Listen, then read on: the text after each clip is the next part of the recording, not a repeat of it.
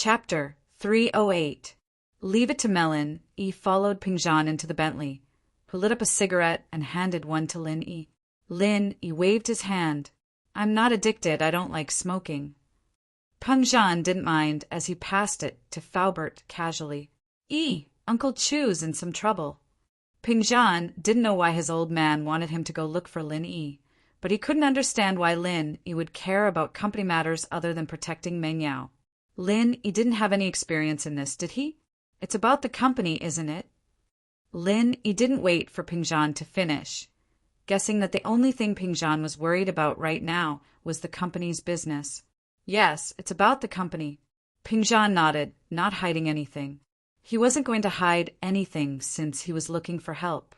The second and third largest shareholders of the company have teamed up, and all the board members who are on good terms with them are on their side. They're planning to hold a board meeting to elect a new chairman. Pingjan nodded, not hiding anything. Lin, he waved his hand. Uncle Chu, you don't have to go into the details. I don't know much about company operations, but there's one thing I want to know right now.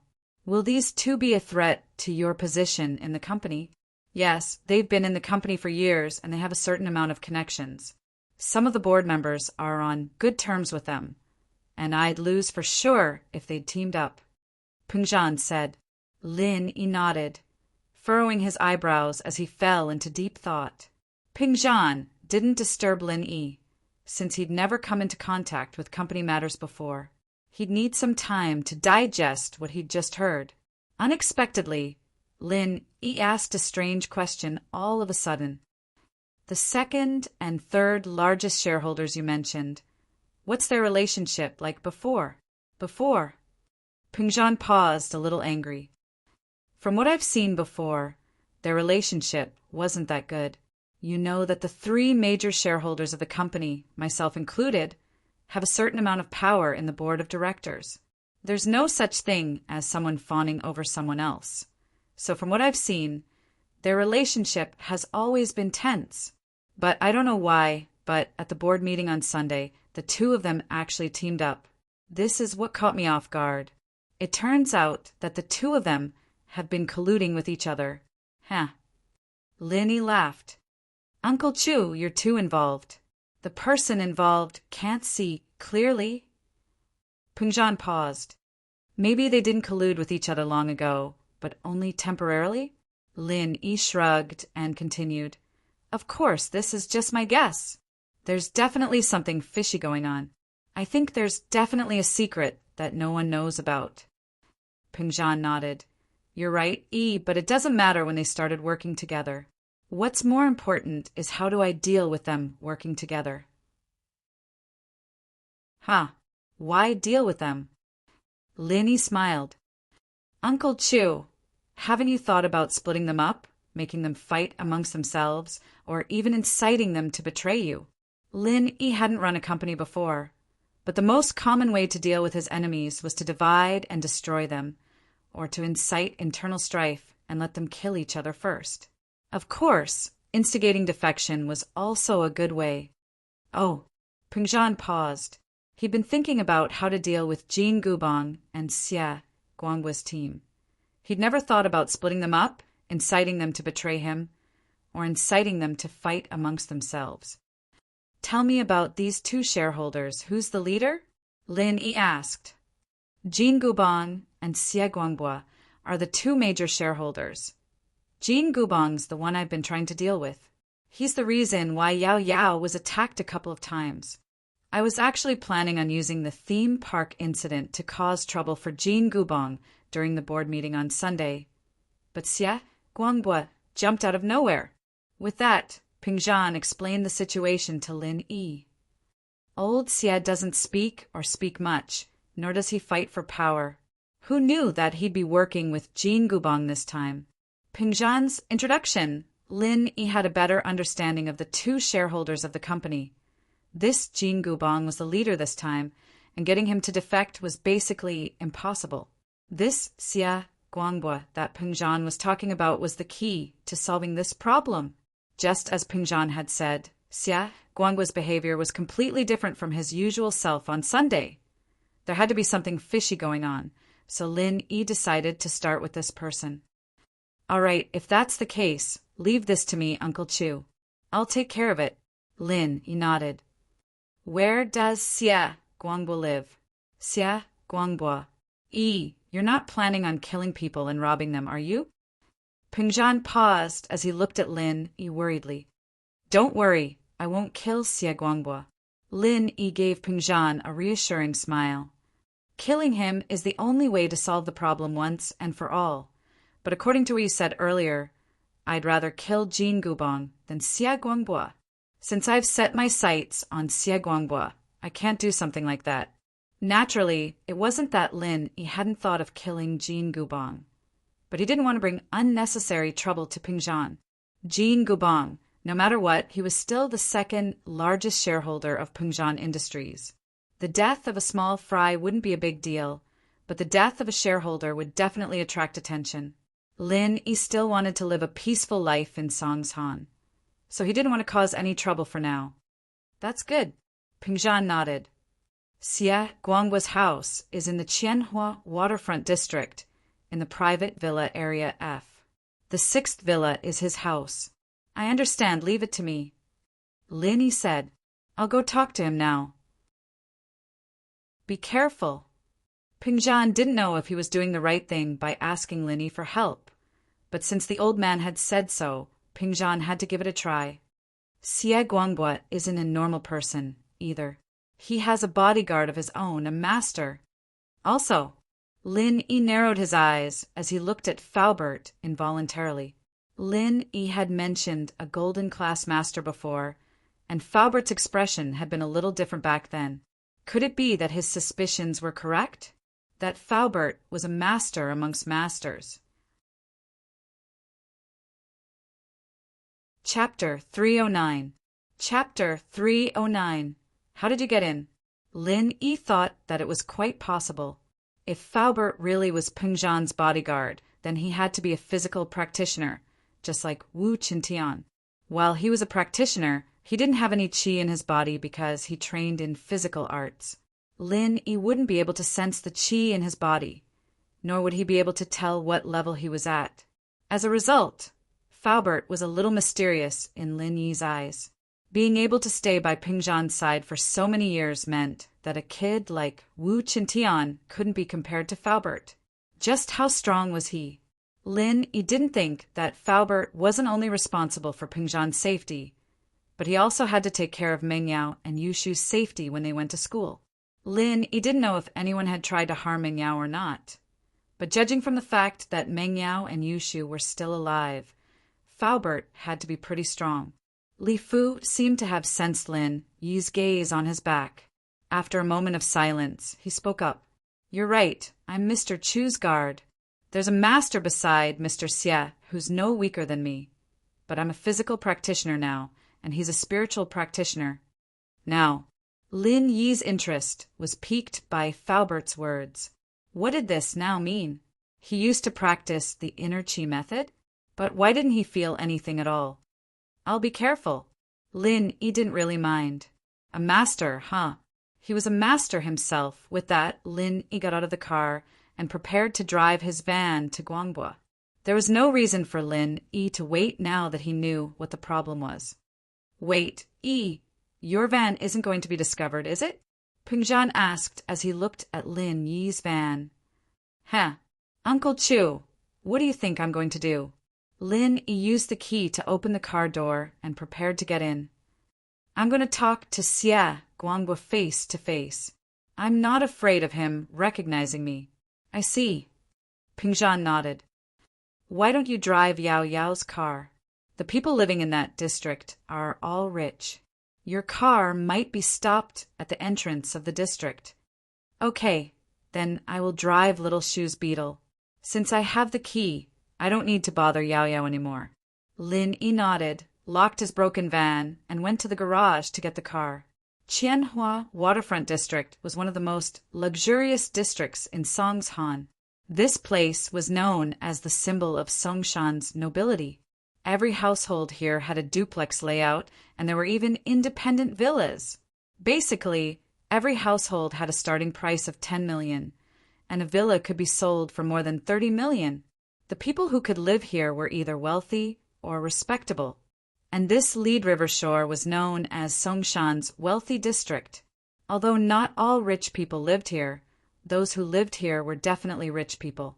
Pingzhan didn't buy a house here because his current place was even more luxurious than this. As the third largest shareholder of Pingzhan Industries, one of the top 500 companies in the country, it wasn't surprising that Guangbua had a villa here. Besides, this Lead River Shore project was developed by Pingzhan Industries. The management of Lead River Shore was very strict. Cars from outside were stopped at the entrance of the district. Only cars with a high enough grade would be let through, or cars with the district pass would be let through after it was confirmed that they were residents of the district. Lin Yi's Beetle wasn't too expensive, but people who could afford it usually didn't have the first car in their family. Lin Yi's Beetle was easily let through by the security guards. He didn't ask around for directions either and drove around the area until he found Area F. It was actually quite easy to find the area, with all the bungalows and villas in the area. Lin Yi parked the car in front of the 6th villa and got out of the car. However, Lin Yi didn't press the doorbell. Instead, he stepped on the transformer box beside the villa and jumped up to the balcony on the 2nd floor. Although Guangbua lived in a luxurious villa, he wasn't a person who liked luxury. He lived here because of his identity as a shareholder. Sometimes he couldn't afford to lose face. If he lived in a shabby place, his business partners would be worried about his capabilities. Guangbua didn't remarry after losing his wife in his middle age. He didn't have much desire for material things, and he wasn't interested in women either. So after his wife passed away, he didn't bring any random women back to live with him. Guangbua's biggest wish was that his son could take over his career and make a name for himself. However, he didn't expect that his son would get addicted to gambling and drugs. He sent his son overseas to study with good intentions so that he could come back and help him. Gambling wasn't a big deal. A little gambling was fun, and Guangbua would occasionally play a few rounds with his old friends. But drugs, that was a bottomless pit. No matter how much money one had, it would be sucked into it. This time his son actually owed a foreign mafia 100 million. Although Guangbua was furious, he only had one son, and he couldn't just ignore it. Guangbua had just ended the call with his son. Seeing his son beaten up badly, Guangbua's heart ached. He wanted to rush to his son's side and save him. Guangbua. A voice sounded in front of Xie Guangbua. Xie Guangbua was startled. He subconsciously raised his head and saw a shocking scene. Who are you? Guangbua looked like he saw a ghost as he looked at Lin Yi in disbelief. He had ended the call with his son and was in a daze for a while. Then there was another person in the room. The reason why Guangbua was surprised wasn't that Lin Yi had snuck into his room without a sound, but that Lin Yi had gotten in.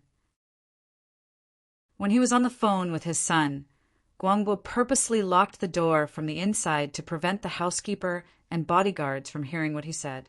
The room key was in his hands, so how did this person get in? More importantly, how did he get in? There were nannies and bodyguards downstairs, and it was impossible for him to enter without alerting them. If it was a normal visit, the nannies would have notified him, and if it was an abnormal intrusion, the bodyguards would have stopped him. But this person came in and stood in front of him, and he didn't even notice. Chapter 310. The bodyguard appears. Lin Yi pointed at the open window, not answering Guangbua's question. Can I ask you something? Why did you support Jin Gubong in the board meeting? Guangbua paused, understanding where Lin Yi was coming from. Pingzhan sent you? You can leave now. Go back and tell him that there's no room for discussion. You've been eating too many stupid pills, haven't you? Why would he send me here? I'm helping out of my own volition. Lin Yi curled his lips. Did this guy think he was some small fry? Asking him to pass on the message? Was he stupid? Pingzhan treated him pretty well, but Lin Yi had come to Songshan only because of his old man. other than old Lin and his assassin master, there was no one else who could send Lin Yi to do anything. Then what do you do? Guangbo was a little surprised at Lin Yi's words. This guy didn't seem to be Peng Zhan's follower at all. What did he do then? Lin Yi frowned impatiently. I'm Meng Yao's bodyguard. Ah. Guangbo was taken aback. Meng Yao's bodyguard was here for him? Wasn't he being a busybody? You're Meng Yao's bodyguard. What are you doing here instead of protecting her? You don't believe me when I say you're retarded. Lin Yi glared at him like he was an idiot. Peng Zhan's Meng Yao's dad. Who's going to pay for my expenses if he loses his job? Lin Yi was just saying that to draw a line between him and Peng Zhan. Peng Zhan could push all the blame away if things got exposed. If word got out that Peng Zhan threatened the shareholders, it wouldn't be good for his reputation. Guangbo was speechless. Were you the retarded one, or was I? Why was a bodyguard like you meddling in company business?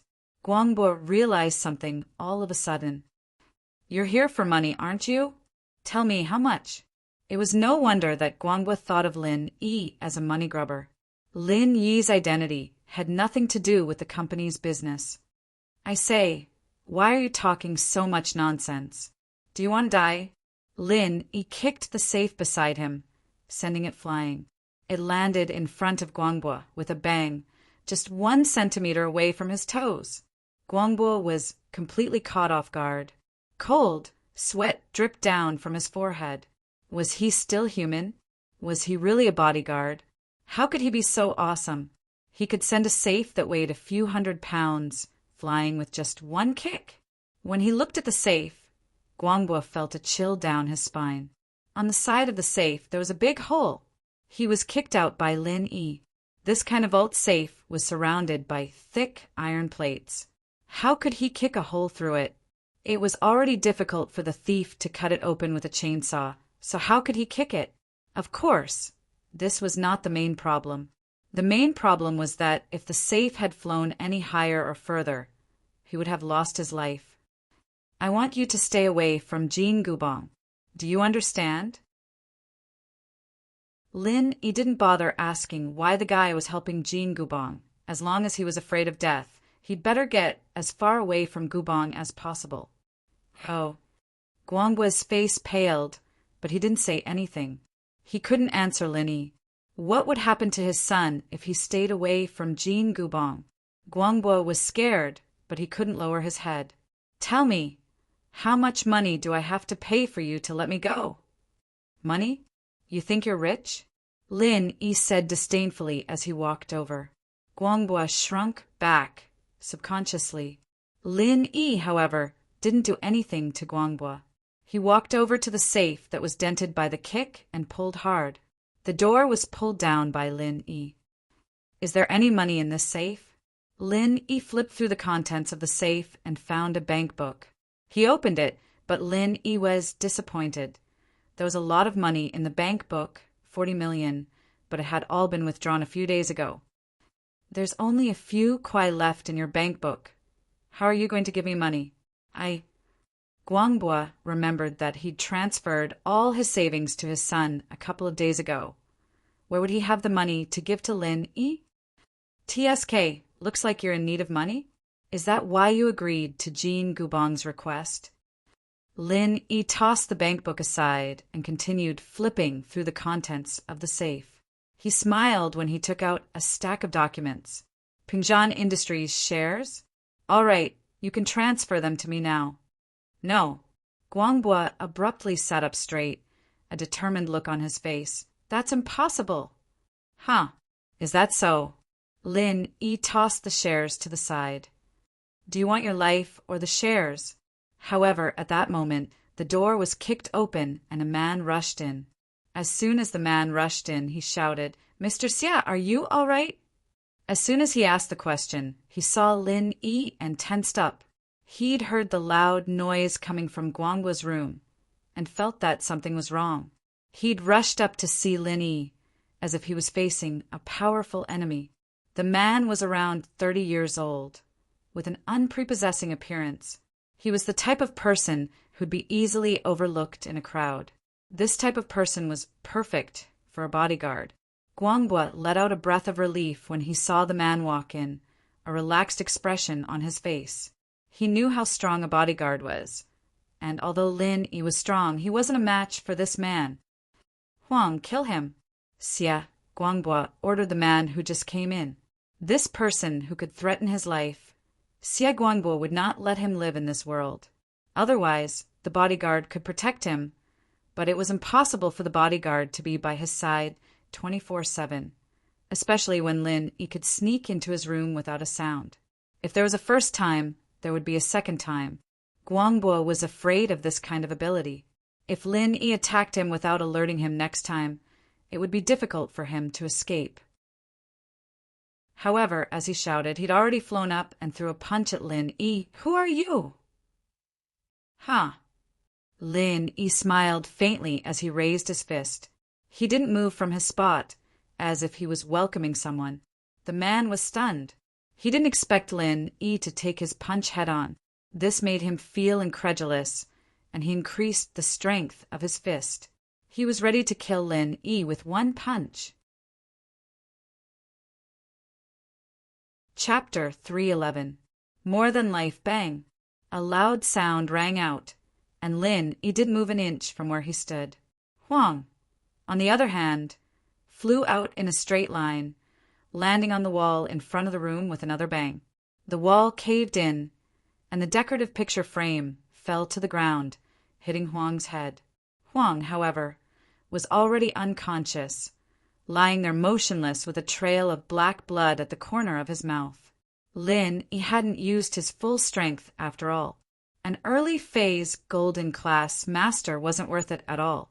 Lin Yi had only reflected Huang's attack back at him. It was the same as punching himself. It wasn't enough to take Huang's life, but he'd have to stay in bed for a while. Lin Yi was here to negotiate with Guangbua, not to kill him. As for his bodyguard, Lin Yi wouldn't kill him. You. Just who are you? Guangbua didn't expect his bodyguard to die before Lin Yi could even finish one move. Of course, he didn't know that Huang was still alive. As far as he was concerned, Huang hadn't moved at all after flying out. What else could it be other than dead? I told you I'm Mingyao's bodyguard. Or maybe I'm not her bodyguard. I don't know what I'm supposed to do. Lin Yi shrugged. But now, can you sign the shares transfer agreement with me? I don't want to kill anyone, so don't force me. Guangbua was a little dispirited.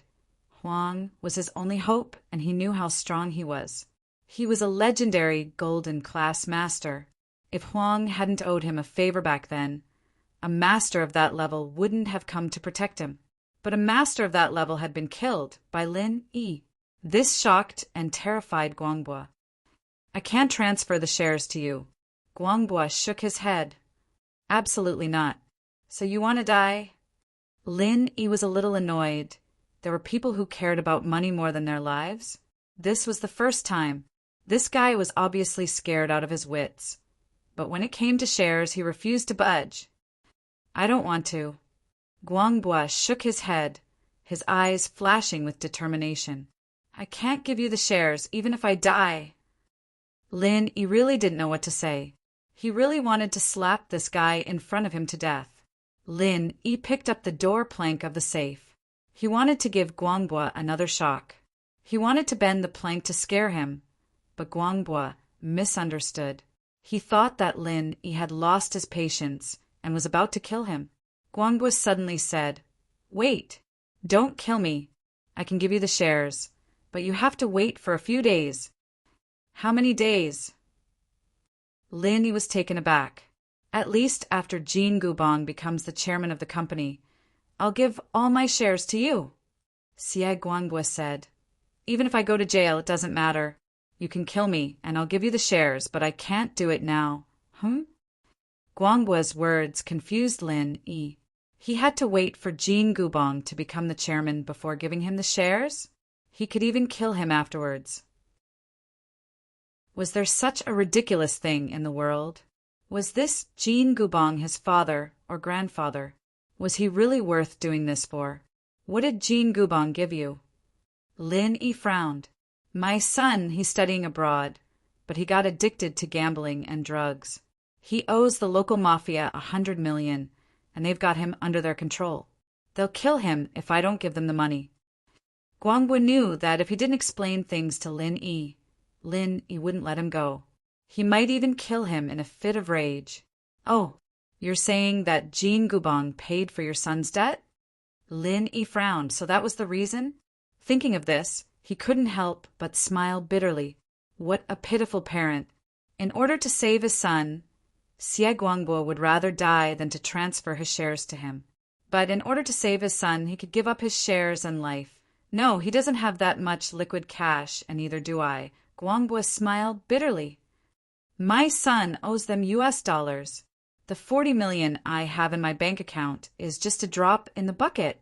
But Jin Gubong has promised me that he'll let me use the company's funds after he becomes the chairman. Fuck! Lin Yi really wanted to curse. This Jin Gubong was quite mean. Agreeing to something like that? It seemed like he was willing to do anything to become the chairman, sacrificing the company's profits for this position. Where's your son? I'll bring him back, and you'll give me the shares. Lin Yi didn't use a questioning tone at the end, but a commanding tone instead. It was an unquestionable order. Guangbo blinked. What? You don't believe in my strength?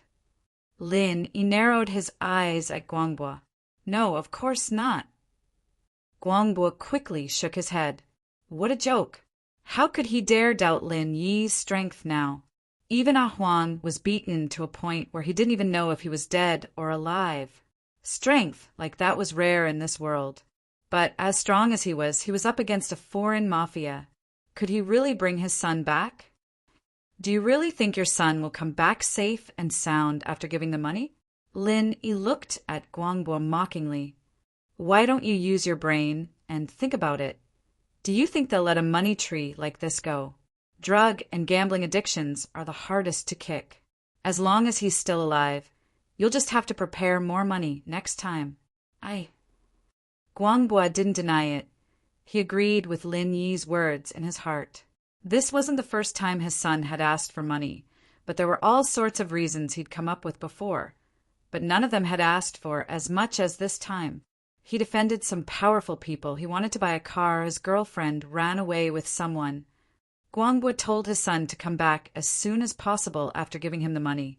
But his son didn't seem to listen at all. Now that he thought about it, Lin Yi was probably telling the truth. His son was using the money to pay off his debt and loan sharks. I'll give you 1 second to think. Do you want to die now, or do you want to bring your son back and give me the shares? Lin Yi looked at Guangbo as he slowly raised the safe. All right, 1 second's up. Wait. Guangbo quickly waved his hand. I agree. Chapter 312. Yao Yao's complaint. Lin Yi looked at Guangbo and nodded, satisfied. He threw the safe down. Let's put off Jin Gubong. I'll get your son back in a week. Don't try anything funny or you and your son. Lin Yi didn't finish a sentence, but Guangbo understood what he meant. Don't worry. As long as my son's fine, I'll cooperate with you no matter what. Guangbo had thought it through as well. Lin Yi really bringing his son back would be for the best. He'd have no shares and no money, but he'd be able to let his son live a hard life like a normal person. Without the money for drugs and gambling, his son might be able to walk the right path. I hope you'll do as you say. Lin Yi looked at Guangbo deeply, noticing that his eyes were clear. I'll fulfill your wish as well. Give me your son's information and send it to my voicemail. My phone number is 152x times x times 1234. I'll send it to you in a bit. May I ask? Huang. Guangbo asked carefully. He won't die. A golden class master like him only needs half a month to recover. Lin Yi said with a wave of his hand. Guangbo's heart skipped a beat. Lin Yi could see through Huang's strength so easily. What kind of strength did he have, then? But the stronger Lin Yi was, the happier Guangbo was.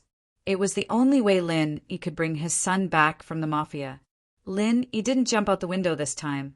He walked out the front door with a swagger, disappearing from Guangbuo's sight in the beetle. Beetle? Guangbuo blinked. He glanced at the license plate and remembered that it was Yushu's, Mingyao's best friend's car. Was he really one of Mingyao's people? But Guangbuo couldn't believe that a master like that would be Mingyao's bodyguard. How was that possible? Even Pingzhan's Faubert wasn't as strong as him, was he? Guangbuo shook his head and stopped guessing Lin Yi's identity. There was no point in guessing.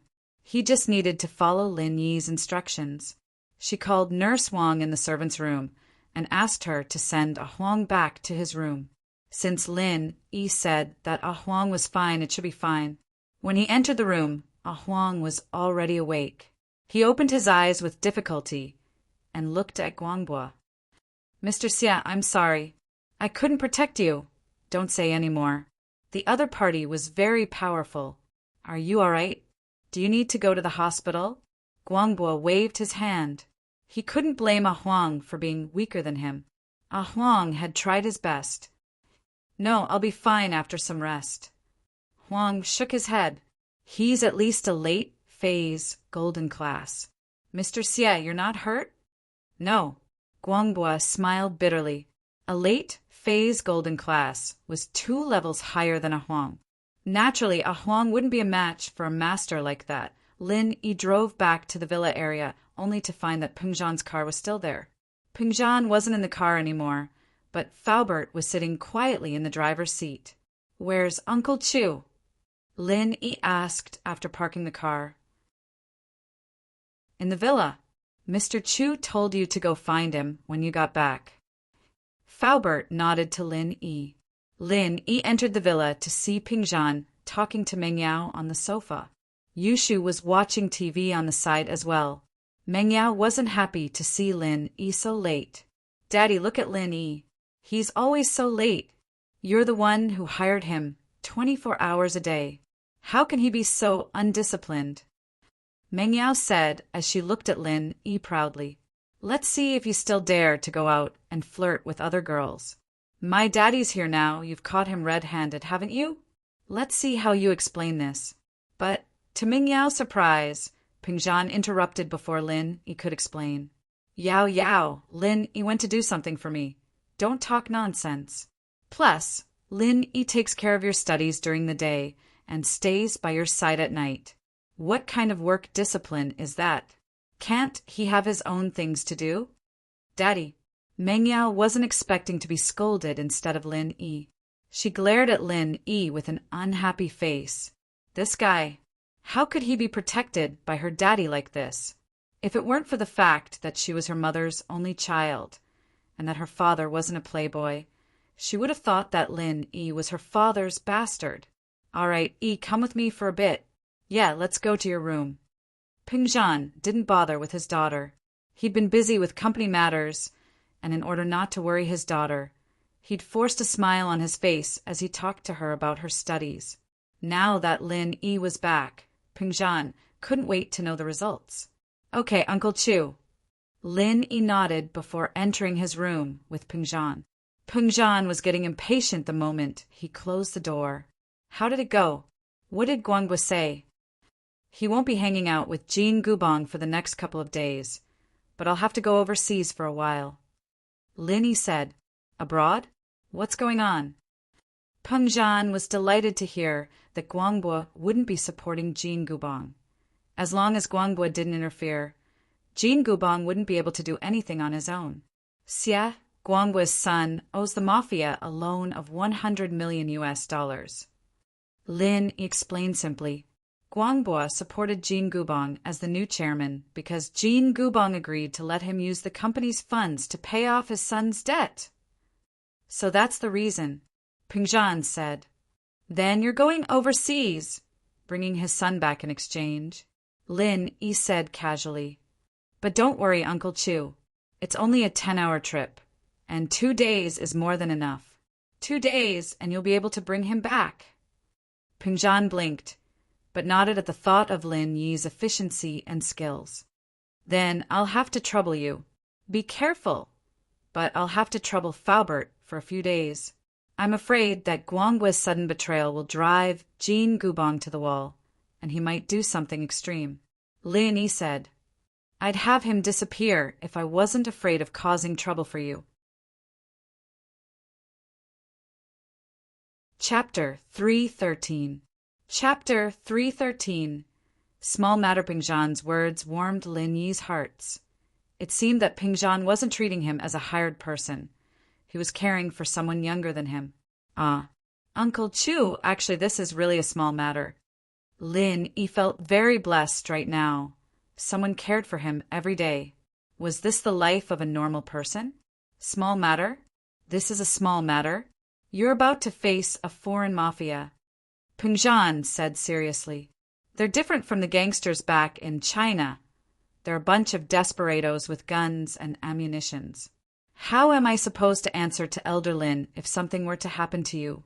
Even my father wouldn't let me off the hook. Lin Yi didn't know how old Lin communicated with Pingzhan, but it seemed like the old man didn't know what he'd done in the past, not to mention a mafia leader. He'd even send private armies and mercenary leaders of smaller countries to their deaths. Uncle Chu, you'd know if you knew my old man. Actually, what I'm about to do is really a small matter. Lin Yi explained with a bitter smile. All right, I believe you. Pingzhan nodded after hearing Lin Yi's words. You can just call Faubert and get him to take care of the plane ticket. I'll be going back first. Since Guangbua won't be on Jean Gubong's side anymore, I'll have to reconsider how to deal with Gubong. All right, take care, Uncle Chu. Lin Yi got up and walked Pingzhan to the door. Pingzhan waved his hand and left the villa after a few words with Meng Yao. It was getting late, and Meng Yao and Yushu locked the door and turned off the TV, yawning as they went upstairs to sleep. Lin Yi, on the other hand, sat in front of his computer and logged into his mailbox. As expected, Guangbua had already sent all the information on his son to Lin Yi. Xie Guangbua's son was Xie Jinbiao. He was 19 years old and was an international student. However, he was now brought to a remote town called Blue Town. It was a border town of a small country. Due to its geographical location, public security was very chaotic. The entire town was under the control of the local gangs. Xie Jinbiao was captured there. The Blue Water Gang didn't seem to be afraid of revealing their location to Guangbua because the city was completely under the mafia's control. They didn't think that Guangbua's influence would reach here at all. Even the other gangs nearby would give the Blue Water some face and wouldn't trespass on their territory for no good reason. Of course, the Blue Water leader didn't think Guangbua had the ability to do so even if he did. Life or death was up to the Blue Water Gang's whims once they entered the city. The headquarters of the Blue Water Gang was located in the ancient Blue Castle of Blue City. The castle had a bit of history and belonged to the owner of the city, a great family that had a glorious era. But that was a thing of the past, since the entire family had been wiped out after offending a powerful being a few decades ago. That was a very powerful family. In the past, the business and political power of the Little Blue City was completely controlled by this family. So when this family was destroyed, this place was in a state of chaos for a period of time. A few years later, Blue Town was taken over by the Blue Water and order was restored. It was just a small gang, after all, and couldn't compare to a big family. The city's economy plummeted, and the Blue Water Gang had no choice but to use drugs and gambling to attract tourists. A strange smile appeared on Lin Yi's face as he looked at the information Guangbua had given him. Blue Town? Blue Castle? That name sounded familiar.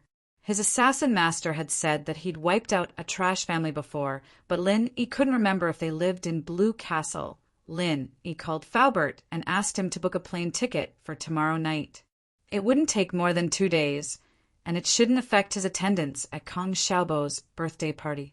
Lin Yi got a call from Xuemin the next morning. The Lius had already gathered the money for the doctor's treatment, 100 million. They could transfer it over at any time.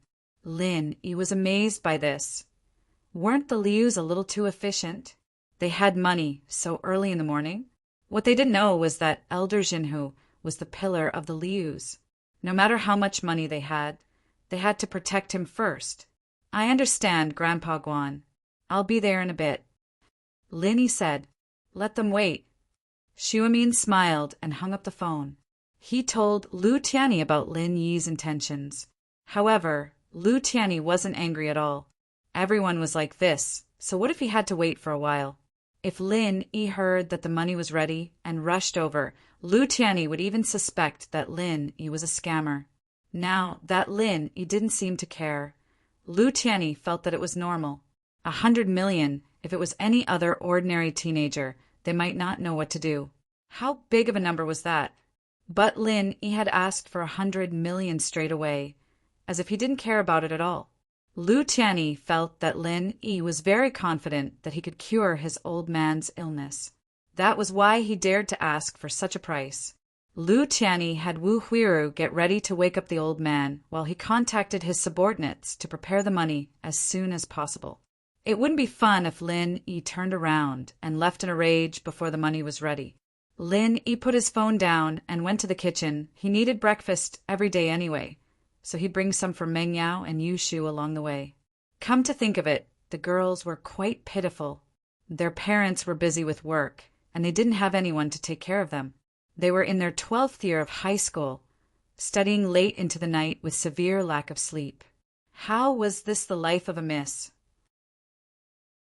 The two were smart, but there were too many smart people in the college entrance exam. In the end, it still depended on who had the most preparation. Being smart wasn't enough to get good grades. This was something Lin Yi admired. Even if they didn't take the college entrance exams, Pingzhan could have easily found a good university for them with his strength alone. Yet, they relied on their own hard work to get good grades. This was a fundamental difference from Zhong Pingliang, who only knew how to eat and wait for death. Chapter 314. Pinliang depressed Lin Yi drove his old van to school, following Faubert's Bentley from afar. Actually, Faubert's skills were more than enough for him to handle emergencies. There weren't many people who would attack this bulletproof Bentley on the way to school. Lin Yi saw Tang Yun, Kong Xiaobo, and Lu Xinwen getting off the bus when they were almost at school. He didn't think that they would bump into each other in the morning. Lin Yi had heard that Kong Xiaobo and Tang Yin were going the same way, but Kong Xiaobo didn't know Kong Xiaobo before. Now, Kong Xiaobo could officially stand together with Tang Yin, his sister-in-law. Dee. Lin Yi pressed the horn twice. Xiaobo frowned as he turned around to see an old van. What the hell was an old van honking for? Plus, the road was wide and there was nothing in the way. But Tang Yin looked at the bun and found it familiar. She looked at the person in the driver's seat, and a smile appeared on her face. That smile made Lin Yi a little dazed, and he almost drove the car over. Fortunately, his reflexes were quick, or it would have been a tragedy. Is that boss? Kong Xiaobo saw that it was Lin Yi who was driving. He ran over with his backpack and jumped in. He called out to Tang Yun and Lu Xinwen, "You guys get in too?" Tang Yin was a bit bashful. They were almost at school. Why would they need to take a car? Wouldn't it be fine to just walk? Okay. Lu Xinwen replied and pulled Tang Yun into the van. "Boss, is this your car?" Kong Xiaobo looked at the broken van, speechless. This was completely different from the boss Lin he knew. "Hey, you guessed it right. This is my car." Lin Yi handed the license to Kong Xiaobo. "I just got it yesterday." Kong Xiaobo looked at the license and saw that it was indeed Lin Yi's name. He was speechless. This car really belonged to Lin Yi. Was the Beetle really borrowed? "Boss, is this the car you mentioned yesterday?" Kong Xiaobo handed the license back to Lin Yi. "Yeah, I'm actually really poor, but I have a rich relative. It's already good enough that I can drive this car." Lin Yi smiled. Lin Yi's words touched Kong Xiaobo and Lu Xinwen. Lin Yi didn't seem to be the young master they were talking about. However, it was commendable for him to use all his money to pay for Xiaofin's medical fees. Tang Yun had long noticed that Lin Yi was different from others. She was curious about Lin Yi. Lin Yi didn't look like a young master, but sometimes Lin Yi was even more arrogant than those young masters. As for this car, Tang Yun was familiar with it. It seemed to be the car that was snatched from Heibao that night, and Lin Yi took it for himself. Although Tang Yin didn't approve of this robbery, Heibao was too much. Being punished by Lin Yi with a car was already very light. Of course, Tang Yin didn't know that Heibao was still lying in the hospital's intensive care unit. The bones in his body were all broken. It would take at least half a year for him to recover. Lin Yi parked the car in the food street behind the school, and the four entered the school together. The students of the school were already used to these four people, who were often together. Even Wang Jifeng, the Dean of Academic Affairs, was not used to them and nodded at them. Dean Wang. Lin Yi suddenly remembered that he was going abroad and wanted to ask for a leave. Oh, Lin Yi, what's the matter? Wang Jifeng squeezed a smile on his face. He already had a shadow in his heart. Every time he had an affair with the female teacher, he couldn't help but think about it. Lin Yi knew about it. So when Lin Yi called him, he couldn't help but think about the affair with the female teacher. This was a strange circle, the cycle of cause and effect, repeated over and over again. However, Wang Jifeng was a bit afraid. This kid always did things that made him feel embarrassed. Would he find him for something? Well, I might have something to do these 2 days. I need to ask for a few days of leave. Is that okay? Lin Yi asked. If that's the case, of course it's okay. Go, do what you need to do. I'll tell your homeroom teacher. Wang Jifeng heard this and immediately calmed down. Jifeng calmed down after hearing that. It wasn't a big deal at all, and it wasn't the first time Lin Yi skipped class either. After Wang Jifeng left, Kong Xiaobo was a bit curious. Boss, you need to ask for a leave? What do you need to do? You won't miss my second grandpa's birthday this weekend, right? Tang Yin also widened her eyes and stared at Lin Yi.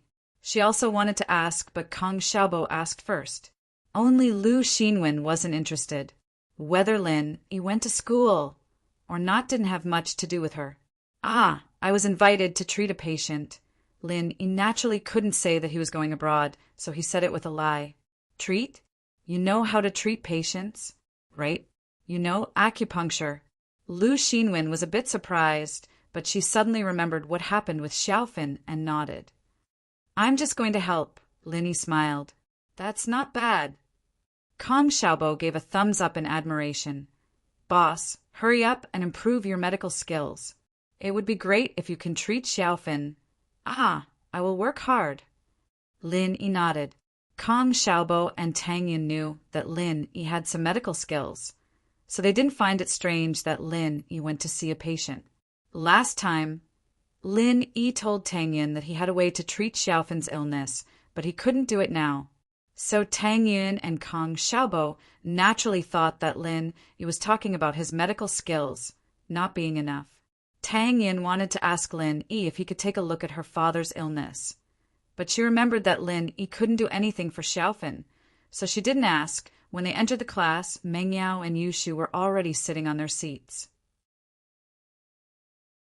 Lin Yi and Kong Xiaobo walked in, and the two raised their heads to look at Lin Yi before going back to their work.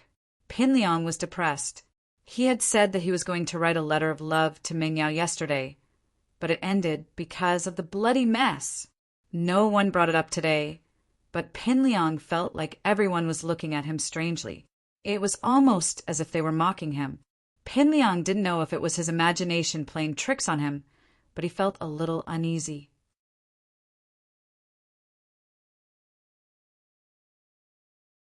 Chapter 315. You're being insincere, Chem? Xiaofu paused. You're still writing it? Yeah, I sent out the news yesterday, saying that I'm writing a letter of blood to Meng Yao. There was an accident. But what do you think people will think of me if I don't write it? Won't they think I'm a coward? Pin Liang asked. This. Gao Xiaofu put down his bag and said hesitantly, Liangji, to be honest, a man should always keep his word. I feel that whether or not people laugh at this matter and how they view it, it has nothing to do with you. What matters is what Meng Yao thinks. Meng Yao's attitude is the key. That's right. Pin Liang slapped his thigh, suddenly enlightened. Fu, you're the one who woke me up from my daydream. It's true. What other people think has nothing to do with me. It's Mengyao's attitude that matters. But how do I know what Mengyao thinks? Does she want me to write her a letter of blood or not? That Xiaofu wasn't sure. Maybe you can ask her?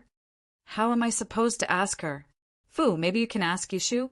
She's good friends with Mengyao, you can ask her. Pin Liang suggested. That works too. I'll ask her. Xiaofu nodded and took out his phone, sending Yushu a text. With modern communication tools like phones, there was no need for him to ask her personally anymore. Miss Yushu, may I ask what Miss Mengyao thinks about Liang Bro's letter of blood yesterday? Xiaofu's text was very politely. He was afraid that Mengyao would ignore him. It wasn't long before Xiaofu received Yushu's reply. Yao Yao said that Liangzi's hands are only good as a water gun. Forget about the letter of blood. Xiaofu wanted to laugh but didn't dare. He handed the phone to Pin Liang. Pin Liang didn't quite understand after reading the text. Fu, what do you think she means? Liang bro, forgive me for being blunt, but I think Mengyao looks down on you. Xiaofu said carefully. Despise? Pin Liang paused and looked at the message. There was indeed a hint of disdain in it. He panicked. Fu, what should we do? Indeed, it's as if Yushu is laughing at me for not being able to write a blood letter. Brother Liang, why don't you write another blood letter? Prove to them that it's not that you can't do it, that what happened yesterday was just an accident. Gao Xiaofu suggested. That's fine. Pin Liang nodded. This was the only way. Xiaofu quickly prepared a new piece of paper for Pin Liang. Pin Liang held the carving knife in his hand, but he couldn't bring himself to do it. It wasn't that he was afraid of pain. It was just that yesterday's incident had left a lingering fear in his heart. What if he cut his finger and caused it to bleed profusely? Pin Liang hesitated. Liang bro, what's wrong? Xiaofu asked, noticing Pin Liang's hesitation. Xiaofu, I don't dare to do it anymore. What happened yesterday was too King scary. Pin Liang's hand was shaking as he held the carving knife. Plus, if he were to cut it today, he'd have to get a new finger. He couldn't keep cutting on the same wound yesterday. Wouldn't that hurt? As a result, Pin Liang couldn't bring himself to do it. Liang bro, a man should be harder on himself. Do you want me to help you? Xiaofu asked. You'll help me. Pin Liang blinked. Sure. Fu, you're such a good friend. If that's the case, I won't hold back. I'll treat you to lunch.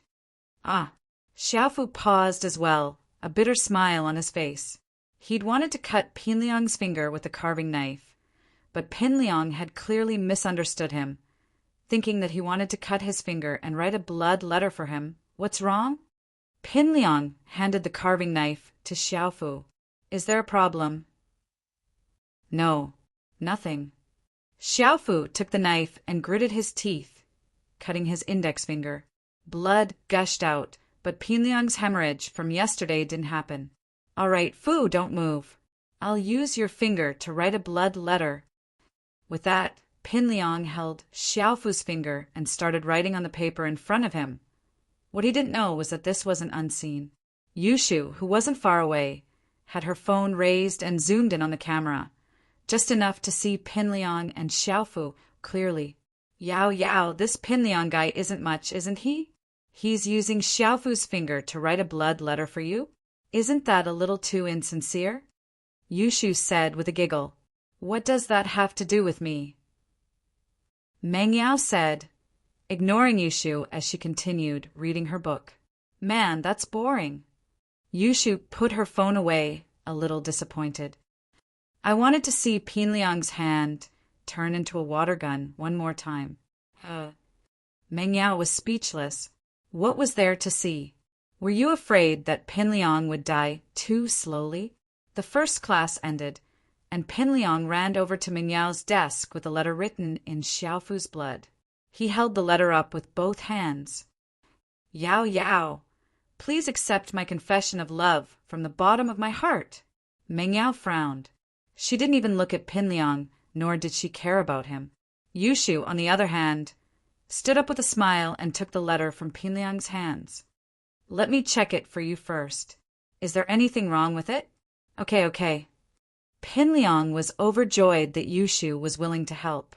With Yushu, Mengyau's best friend, giving him pointers, wouldn't it be just a matter of time before he got to Mengyao? Ugh. Yushu opened the letter. She didn't want to read it, actually. She didn't have the time to read this guy's crappy letter. But Yushu had an even better idea. What do you think? Pinliang looked at Yushu expectantly, waiting for her pointers. Hey, why didn't you sign it? Who'd know who wrote it if you did that? Yushu's eyes darted around. She'd finally found an entry point. Sign. Pinliang blinked. Isn't this a letter written by me? Do I even need to sign it? Of course. You're not sincere at all, Yushu said with a straight face. You don't even have a sign on your letter. It's not official at all. No wonder you couldn't get Yao Yao after all this time. Yushu curled her lips as she spoke, a look of disdain on her face.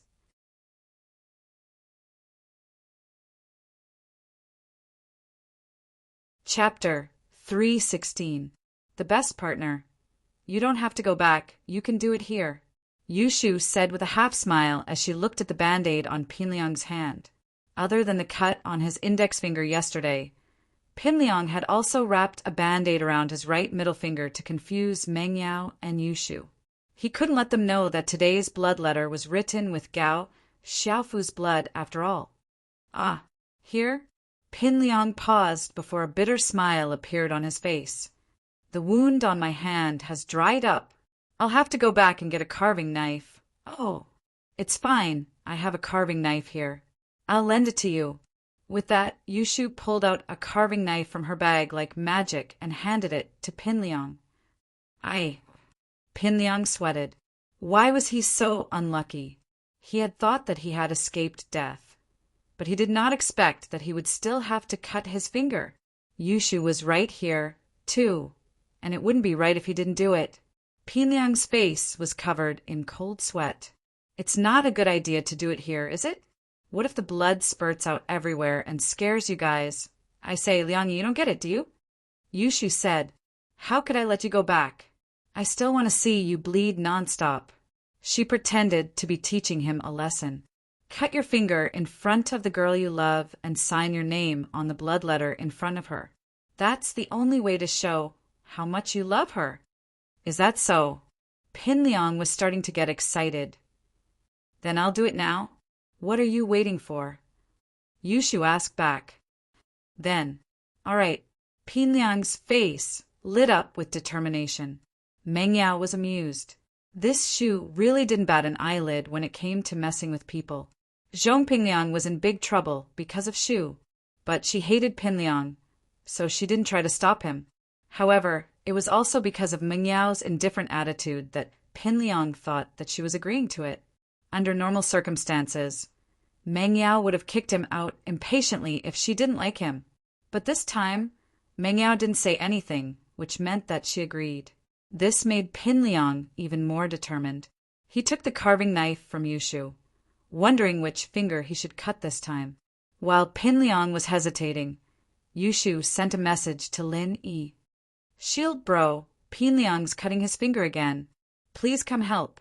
Pinliang gripped the carving knife, gritting his teeth as if he'd made a difficult decision.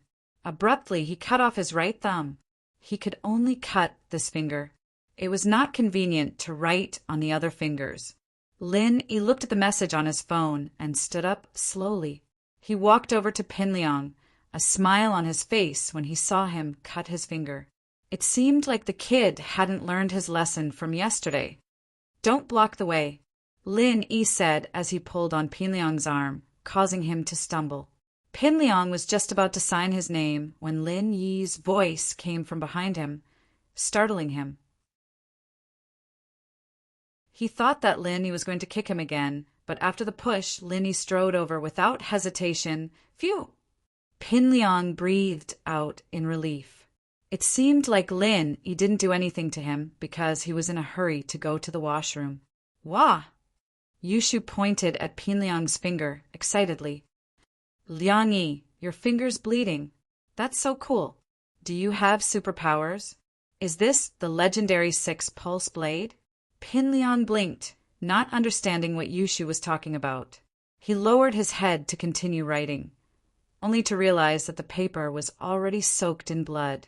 His hand, on the other hand, blood was gushing out like a fountain, just like yesterday. Ah!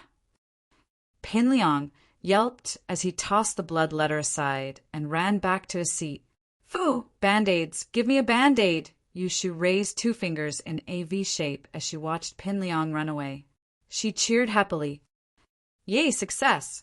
Shield Bro and I work well together. Oh. Meng Yao didn't know what to say as she looked at her best friend. She was now certain that Pinliang's bleeding yesterday had to have been caused by Lin Yi. Before Lin Yi came over, Pinliang's finger was still bleeding very slowly, but after Lin Yi came over, the blood was gushing out like a fountain. It was obviously Lin Yi's doing. Lin Yi and Yushu. They really were a match made in heaven, the prankster duo. It'd be hard for Pinliang not to be crippled in the future. Meng Yao's heart ached a little at the thought of Yushu and Lin Yi being a match made in heaven. She had to admit that Yushu and Yushu were very similar in some ways. Hee hee yao yao, what do you think? Feels good, right? Let's see if Pinliang dares write that blood letter again. Yushu turned back to look at Pinliang, only to see him trying to wrap a band-aid around his wound. One band-aid wasn't enough to stop the blood anymore. Pinliang had no choice but to wrap it around his finger with cellophane tape. Only this sort of airtight tape could stop the wound. Pinliang found it strange. How did his finger end up like this? It had never happened before. Lin Yi went to the washroom and returned to the classroom. Yushu winked at him and made a victory sign with her hand. Lin Yi smiled. Boss, why did you go out just now? Didn't you see that amazing scene? Kong Xiaobo looked at Lin Yi with a pitiful expression. Oh, what's wrong? Lin Yi asked with a smile as he sat down in his seat. You didn't see it, but Pinliang started spewing blood again. It was spectacular. I've never seen anyone bleed like that before. Kong Xiaobo said. You didn't see it, but it's even worse than yesterday. The blood was shooting out of his hand. Ah. Is that so? Lin Yi said. Of course it was worse than yesterday. He'd only sped up his blood circulation yesterday, but he'd raised his blood pressure today. Lin Yi's phone vibrated again as he spoke. He'd received a text. Great teamwork, the best partner. Yay, yay, yay.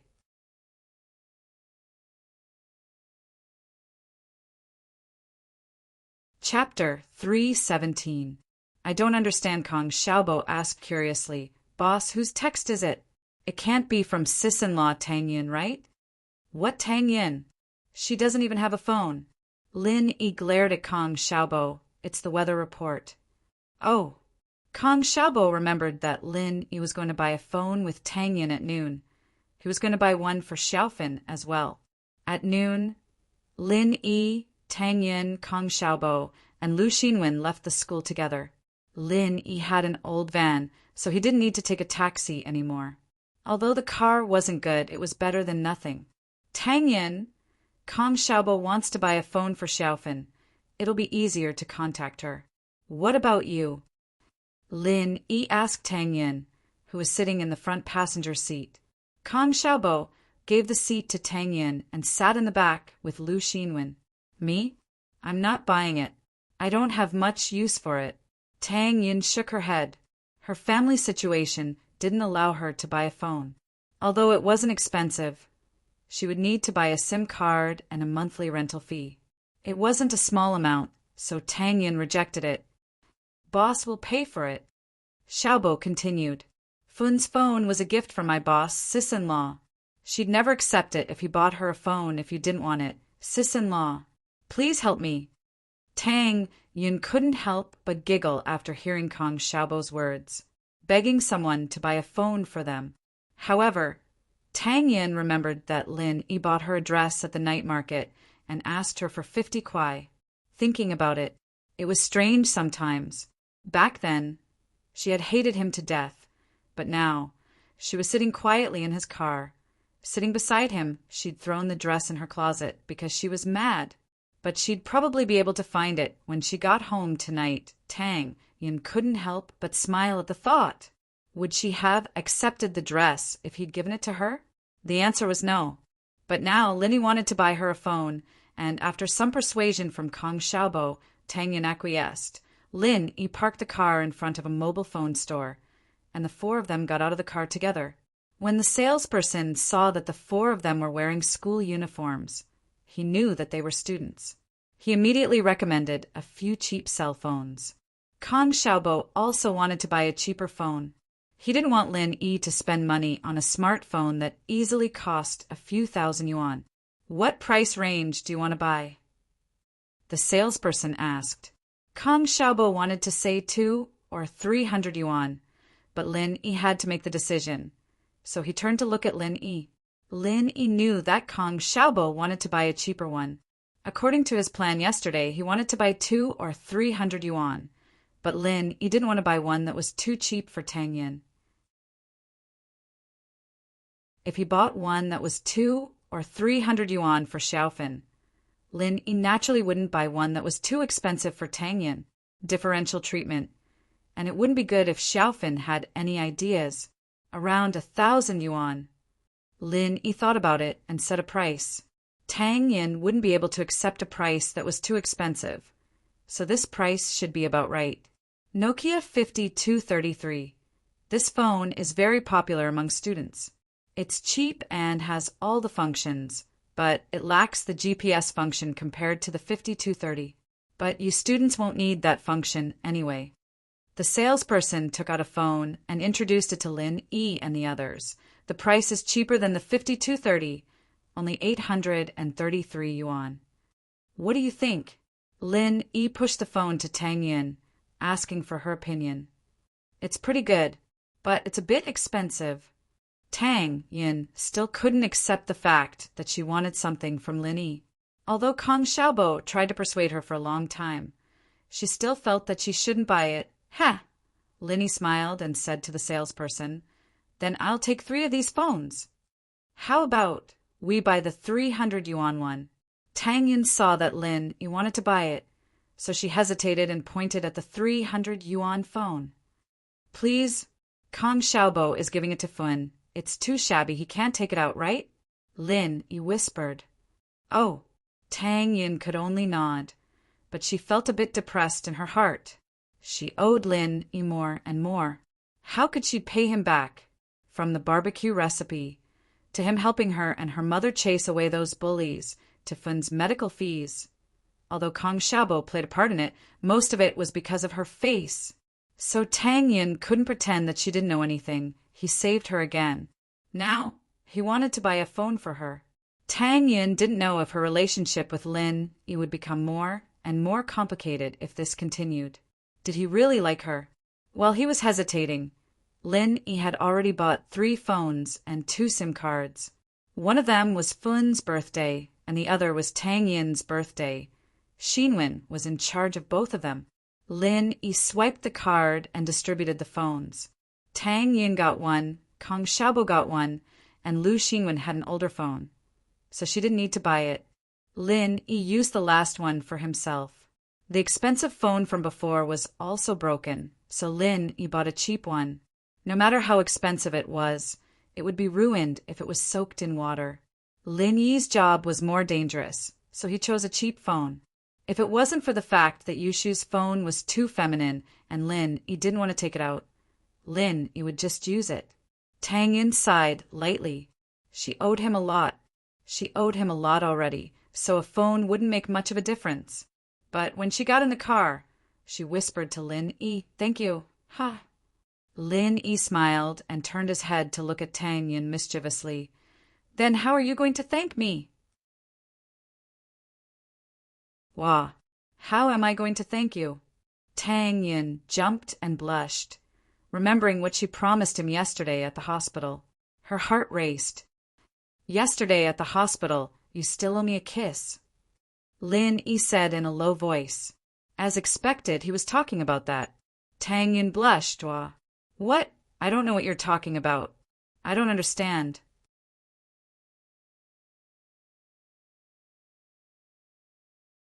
Chapter 318. A moment of brilliance. Lin Yi drove Tang Yin, Kong Xiaobo, and Lu Xinwen to the entrance of the hospital. Then, I'll be leaving. Tang Yin hugged the phone, feeling a bit uneasy. It was the first time she'd received such an expensive gift from someone, and it was from a boy. Tang Yin couldn't calm down for a long time. Yeah, I won't be using my phone for the next few days. Text me if there's anything. I'll check it after I turn it on. Lin Yi said, You can take a taxi with Xiaobo later. Let him pay. Haha. And Tang Yin couldn't help but smile as she listened to Lin Yi's words. Her smile was like a blooming flower. Lin Yi's heart skipped a beat as he grabbed Tang Yin's hand and pulled her back. What are you doing? Tang Yin froze and looked at Kong Xiaobo and Lu Xinwen, who'd already gotten out of the car. She let out a breath of relief when she saw that they weren't looking at her. Aren't you going to say something before we leave? Lin Yi pointed at his face. I'll say it again. Tang Yin couldn't stand Lin Yi's teasing. She struggled out of Lin Yi's hand and ran out of the car. Her heart raced as she let out a long breath. She looked at Lin Yi and pouted before turning around and ignoring him. If it had been anyone else, Tang Yin would have run away crying. But with Lin Yi, all she felt was shyness. Tang Yin, who suddenly realized this, started to feel lost. Was it a good thing for her to fall deeper and deeper in love with Lin Yi? Yin, what's wrong? You don't look well. Lu Xinwen was talking to Kong Xiaobo when she looked up to see Tang Yin's reddened face.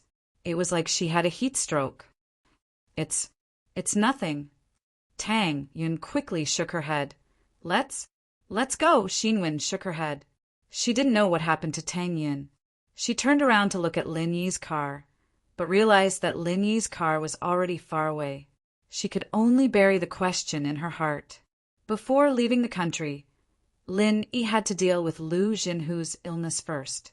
While he could extort some money from the man, he could also give Xiumin time to start planning for the medical company. This incident made Lin Yi realize that it was better to be on time than to be on time. He was just thinking about how to get 100 million yuan of startup capital, and in the blink of an eye, the Lu family sent it to him. The efficiency of raising funds was probably unmatched. Lin Yi gave Guan Xiumin a call and told him to call Jinhu and the others over. He'd be there soon. All right, Lu Tiany's already waiting here, waiting for your news. He'll have someone bring Elder Lu here, Xiumin said. Have you had lunch? Not yet, but there's no rush, Lin Yi said. All right then, I'll have Xan prepare some food. Xiumin made the decision for Lin Yi. All right. Lin Yi didn't argue about these trivial things and drove straight to Xiumin's house. By the time Lin Yi got there, Jinhu was already there. He was sitting in the living room waiting for Lin Yi. When he saw Lin Yi walk in, Jinhu stood up with Lu Tiany's help. Miracle doctor, I'll have to trouble you then. Jinhu's attitude made Lin Yi a little embarrassed. He took so much money from him, and he was still being so respectful to him. But he really needed money right now, so he couldn't be soft-hearted. Plus, he couldn't be blamed for this. They only had themselves to blame for marrying a snobbish daughter-in-law and having a retarded nephew. Elder Lu, you don't have to be so polite. Lin Yi waved his hand. Let's go find an empty room. All right, Miracle Dr. Lin, about the consultation fee. Lu Tiany wasn't an idiot. Even if Lin Yi didn't ask about the consultation fee, he couldn't not mention it. If he pretended not to know, then he'd be an idiot. Grandpa Guan, do you have a bank account? Transfer it directly. Lin Yi turned to Xiumin. Transfer it to my account. Xiumin paused for a moment, then understood that Lin Yi wanted him to plan for the medical company. He nodded. All right, transfer it to my account first. Mr. Liu, do you know my account number? I do. Liu Tianyi nodded. He'd planned to transfer 2 million to Xuemin as well, so he'd memorized Xuemin's number. Liu Tianyi called one of his subordinates and had them transfer the 100 million to Xuemin's account. A moment later, Xuemin's phone rang with a notification. After confirming that there were no issues, Lin Yi nodded in satisfaction. It seemed that Liu Tianyi was a man of his word. He didn't have to completely cut ties with him in the future, but that wife of his was nothing to be proud of. In an empty room upstairs, Lin Yi had Jinhu lie down and asked Xuemin for a box of silver needles. He then looked at Jinhu quietly, not in a hurry to insert the needles. He was thinking about something. He'd already checked on Jinhu's condition the first time they met, so he didn't need to check it again. What he needed to do now was think of a treatment plan, the quickest and most effective way to cure Jinhu's angina.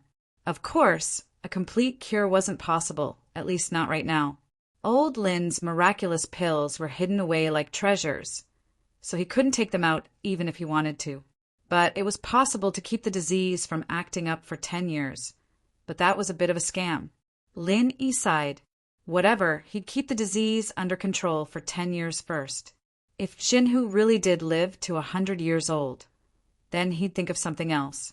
With that in mind, Lin Yi quickly inserted needles into Jinhu's body. His speed was so fast that even Xuemin, the god of acupuncture, was in awe. He did it in one go. 2 minutes later, Lin Yi began inserting needles into each needle. Neguan, Xiamen, Yin Qi, Juk, Shanzhong inject energy into the needles. Jiao Lao's voice suddenly rang in Lin Yi's ears. Lin Yi was overjoyed. He didn't know what kind of person Jiao Lao was, but with his help, things would be much easier. Lin Yi hurriedly did as he was told. The needle handle that had been injected with energy suddenly began to vibrate with a buzzing sound, as if something was driving it. Even when Lin Yi's hand left the handle, the needles continued to vibrate on Jinhu's body.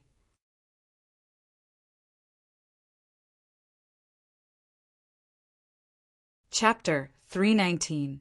A master in disguise, Liu Tianyi, who'd been watching Lin Yi's acupuncture, didn't know much about acupuncture, but he was still shocked by what he was seeing. Seeing the same expression on Guan Xuemin's face, Liu Tianyi was even more certain that Lin Yi was a master in disguise. In actuality, Lin Yi was just as shocked as Tianyi and Guan Xuemin were.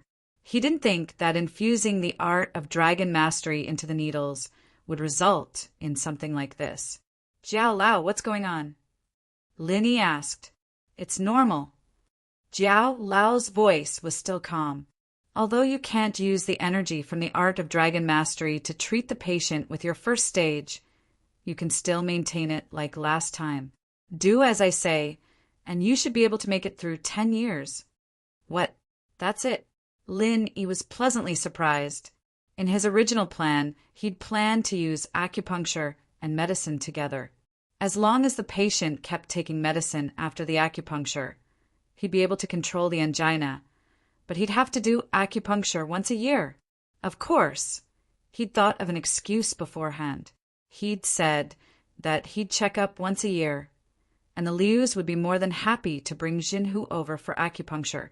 That way, he wouldn't go back on his promise, saying that he'd treat Jinhu for 10 years, not all at once. But now, he didn't have to worry about that anymore, because Jiao Lao's voice sounded. Of course, the pure energy in your body is more than enough to maintain a patient's bodily functions, and that's it. Is that strange? It is. Does that mean other golden class masters can do the same? Lin Yi asked. Didn't I say it before? Only the energy in your body is pure energy.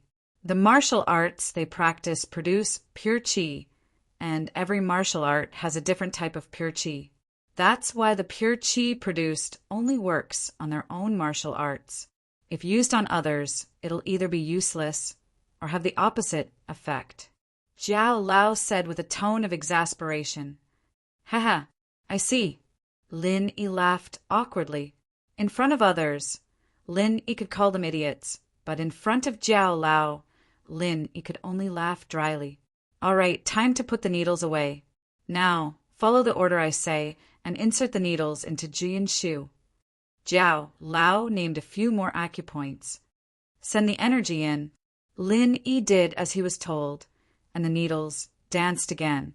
Guan Shuamin was amazed, and Lu Tianyi even looked up to Lin Yi as if he was a god. The 100 million was worth it. If he had an argument with Lin Yi because of the 100 million, not only would he have missed out on such a miraculous treatment, but the Lu family would have missed out on a miracle doctor. Phew! Lin Yi let out a long breath. Although he had enough energy in his body, transmitting the energy for a long time still made Lin Yi sweat. After repeating this 3 times, Lin Yi put away the needles, wiped the sweat off his forehead, and said, "Done." Done. It wasn't that Lu Tianyi didn't trust Lin Yi, but it had only been an hour or so. His father's angina had been treated for so many years, and he had visited countless famous doctors to no avail. How could he be cured in a little more than an hour? Although he had seen the magic of Lin Yi's acupuncture, it was still hard for Lu Tianyi to believe that Lin Yi had cured his father's illness in such a short amount of time. But he didn't dare to ask, afraid that he would make Lin Yi unhappy. He could only hold back his questions and look at his father. "Dad, how do you feel?" Lu Tianyi could only ask his father how he felt. "Much better, so comfortable. But my body feels so uncomfortable, I need to take a bath." Lu Zhenhu felt refreshed, but there was a sticky feeling on his body that was very uncomfortable. Lu Tianyi ran over to help his father up, but he was shocked to see a layer of greasy black and yellow dirt on his father's skin. What is this?" Guan Shuamin also walked over after being reminded by Lu Tianyi. When Lin Yi was performing acupuncture, the 2 of them were afraid that they would affect Lin Yi, so they stood far behind him. When they got closer, their hands were trembling in shock. Bone and marrow cleansing? Guan Shuamin naturally knew about bone and marrow cleansing in ancient medicine, but it had been lost for many years.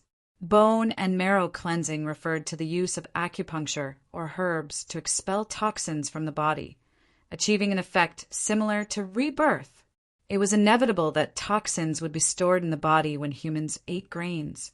Although metabolism could expel some of it, there was still some that would be absorbed by the body. As time went on, the toxins would accumulate more and more. Guan Shuamin didn't expect Lin Yi's acupuncture to be so effective. Not only could it cure diseases, but it could also expel toxins from the body. Lin Yi paused when he heard what Guan Shuamin called him, but then Jiao Yazi's voice sounded in his ears. "Lin Yi, your pure energy has a part of the effect of expelling toxins, so even if you didn't do it on purpose, it would still bring about this result. But that Lu Zhenhu will probably live a few more years, and you'll have to perform acupuncture on him in 10 years. Lu Zhenhu? Lin Yi didn't know what to say, but it wasn't all that strange coming from Jiao Lao's mouth. Jiao Lao was an old monster, and although Lin Yi wanted to ask, Jiao Lao kept saying that he was too weak to know too much, so there was nothing Lin Yi could do. But one thing was for sure, Jiao Lao was far older than Lu Zhenhu, which was why he called him kid. Lin Yi smiled but didn't explain. It seemed that Lu Zhenhu's 100 million hadn't been spent in vain. Not only did it cure his illness, it also extended his life. Good things like this couldn't be bought with money. But since Zhenhu was going to live a few more years, Lin Yi had to give him a heads up. Elder Lu's health isn't good, so I did it for a bit. But I have some bad news for you, Mr. Lu. Oh, what news? Please tell me, Miracle Dr. Lin. Lu Tianyi was startled. He'd thought that bone and marrow cleansing was a good thing, and the excitement from Guan Shuamin made him think that his father had gotten a great bargain. But then he heard Lin Yi say that there was bad news. Even the usually calm Lu Zhenhu couldn't help but raise his head. Didn't Lin Yi say that he was cured? Why would there be bad news? Could it be that bone and marrow cleansing was harmful to the body? But why did he feel so good?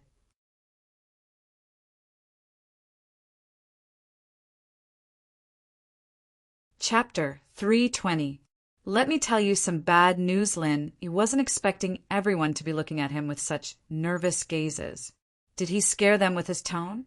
Mr. Liu, I said I could cure Elder Liu's illness in 10 years. So it's 10 years. That bone and marrow cleansing thing is a complimentary gift. Lin Yi paused. But the bad news is that you'll need to prepare the money 10 years from now. You'll still need to prepare it.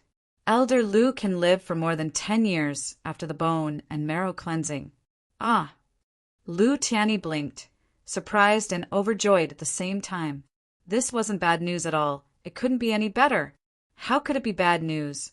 So what if he had to prepare money after 10 years? As long as his father lived, House Liu would continue to prosper. Liu Tianyi was so moved that he couldn't speak. Miracle Dr. Lin, you're the savior of House Liu. Lin, he waved his hand. All right, I'm tired. I need to rest. Yes. Miracle Dr. Lin needs to rest. I'll take my father to the bath first. Liu Tianyi didn't want to disturb Lin Yi any longer.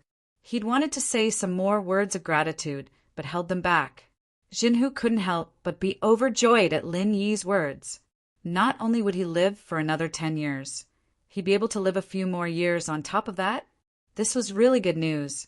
Tianyi, you have to prepare a big gift for young Miracle Dr. Lin after this is over. Consultation fee is consultation fee. Thank you gift is thank you gift. You can't mix the two together. Jinhu knew how important a miracle doctor was to the family, and naturally he wouldn't let go of any chance to befriend Lin Yi. Jinhu wouldn't look down on Lin Yi anymore. Age didn't determine one's ambitions. Lin Yi might be young, but he was capable. Yes, Dad, I understand. Liu Tianyi quickly nodded and helped his father up. No, I feel like I'm 10 years younger. It's like I've returned to the time when I was in my 70s. My body is very good, and I have strength.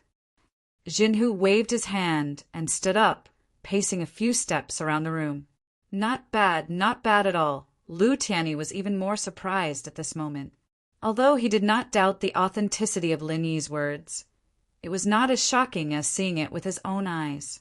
His father, who used to need the help of others to walk and couldn't walk fast, was now walking as if he was flying.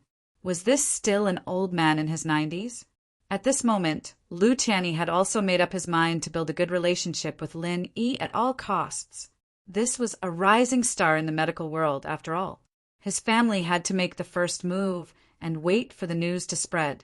All the noble houses would flock to fawn over Lin Yi, and then the Lius would have nothing to do with it.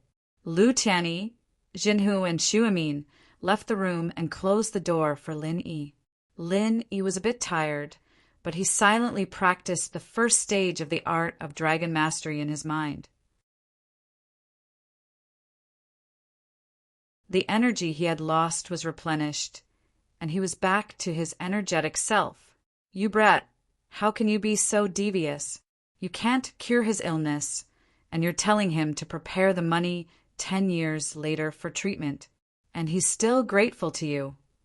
Jiao Yazi's voice rang out. Then what should I say? That I didn't cure him? Lin Yi sweated. He really was a bit devious. But you're not devious enough. You're not as devious as my master uncle. If it were him, he would have asked for another bone and marrow cleansing fee. Jiao Yazi said. Lin Yi fainted. When Lin Yi came downstairs, Guan Xian had already placed the dishes on the table. Zhenhu and Liu Tianyi hadn't left either.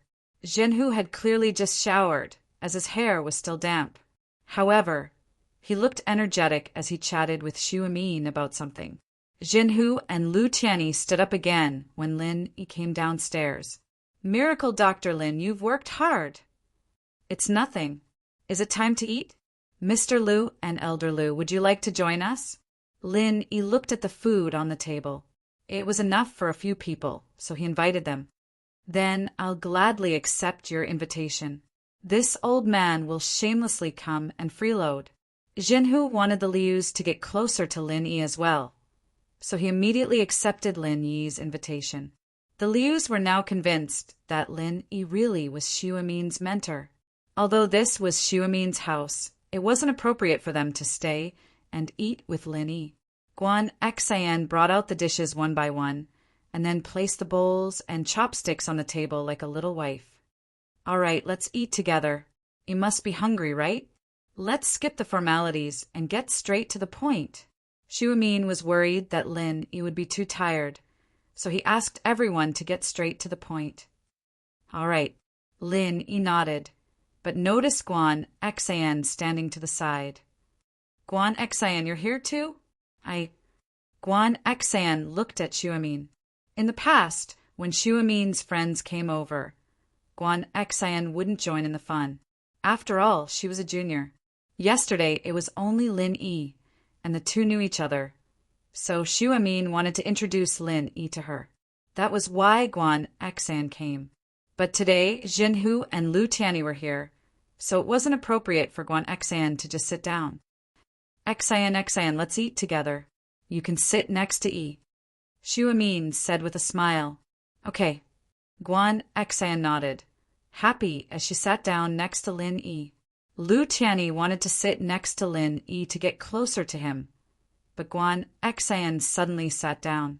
He was a little disappointed, but at the same time, he started to pay more attention to Guan Xan.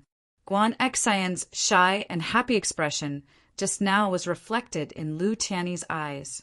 Lu Tianyi wasn't an idiot. He could tell Guan Xan's feelings for Lin Yi with just one look.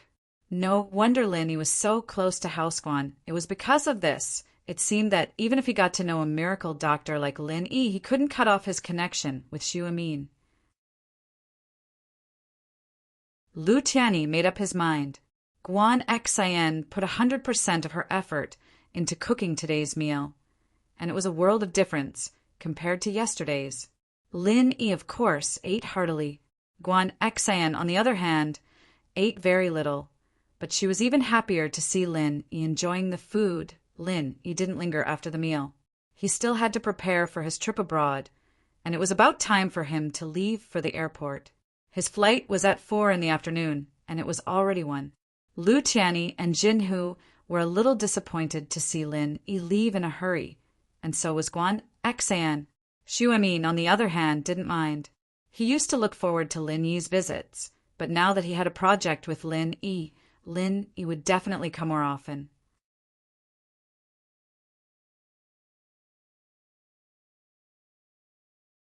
Chapter 321.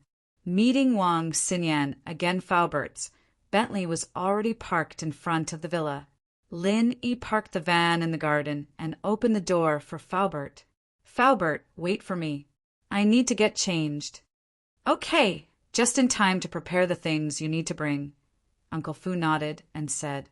Lin Yi was wearing a school uniform right now. He couldn't just leave the country like that because it would be too eye-catching. The Songshan First School's uniform wasn't very eye-catching in Songshan, but it wasn't available in other cities, let alone overseas. If Lin Yi were to appear in that uniform, he'd definitely be noticed by the local gangs. Lin Yi changed into the casual clothes he'd bought at the night market and put on a pair of sunglasses. He then took out the blade from his shoe and threw it into the drawer. Something like that wouldn't be able to get past airport security. He'd just buy another one and put it in his shoe when he got there. Lin Yi left his phone on the desk and came out without anything else. You're not bringing anything?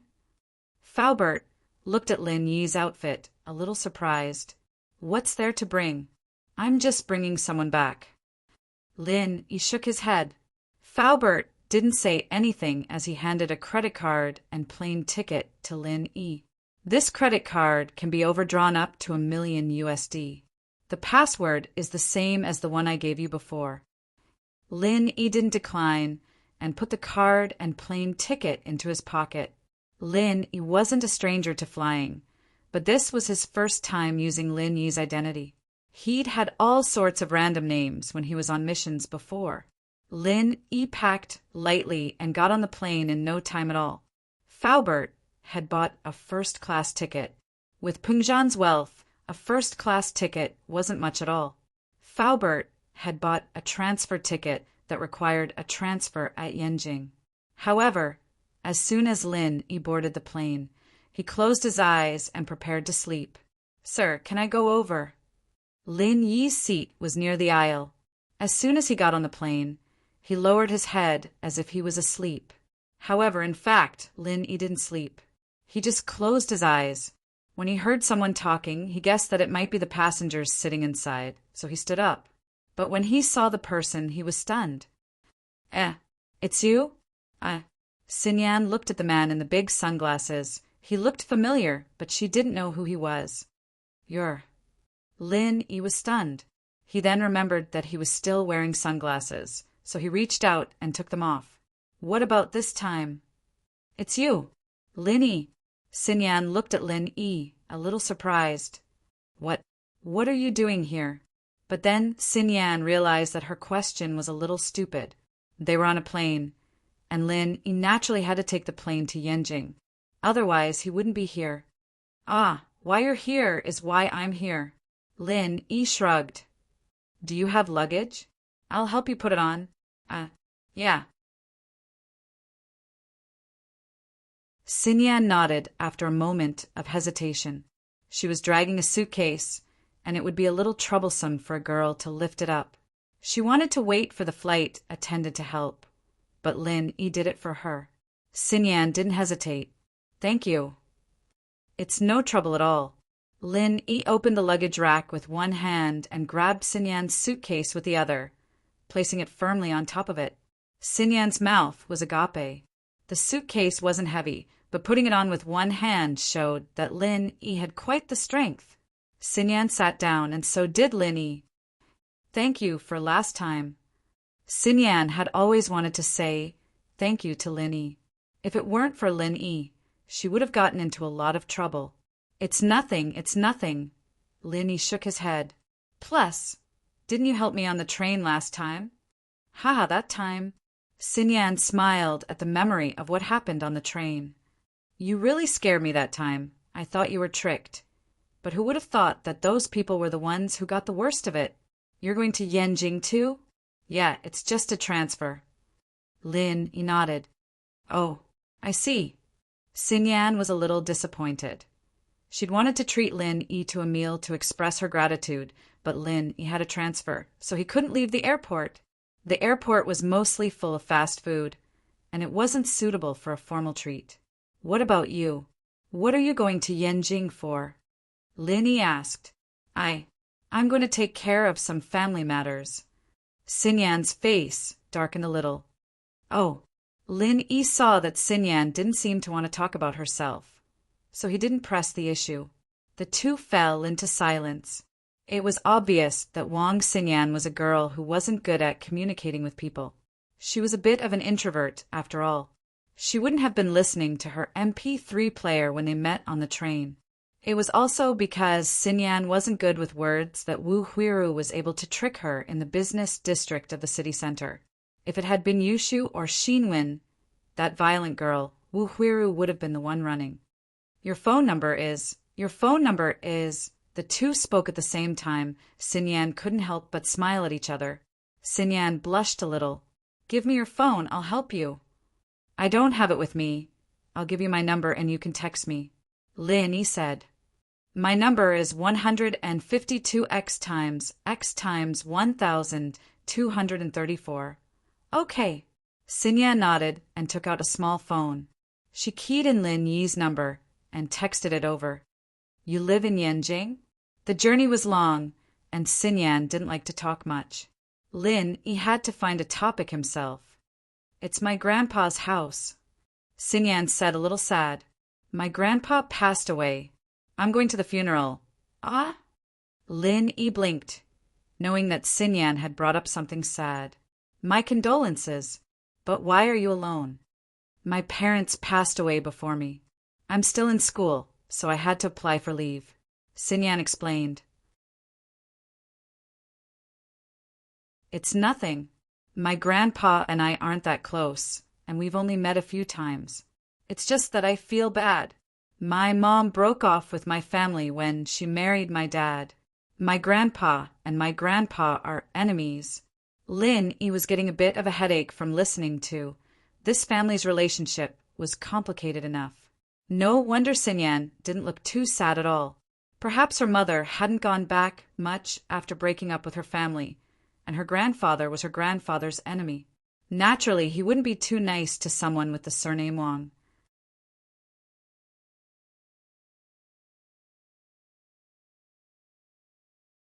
Chapter 3:22. Incorrect information. Ah.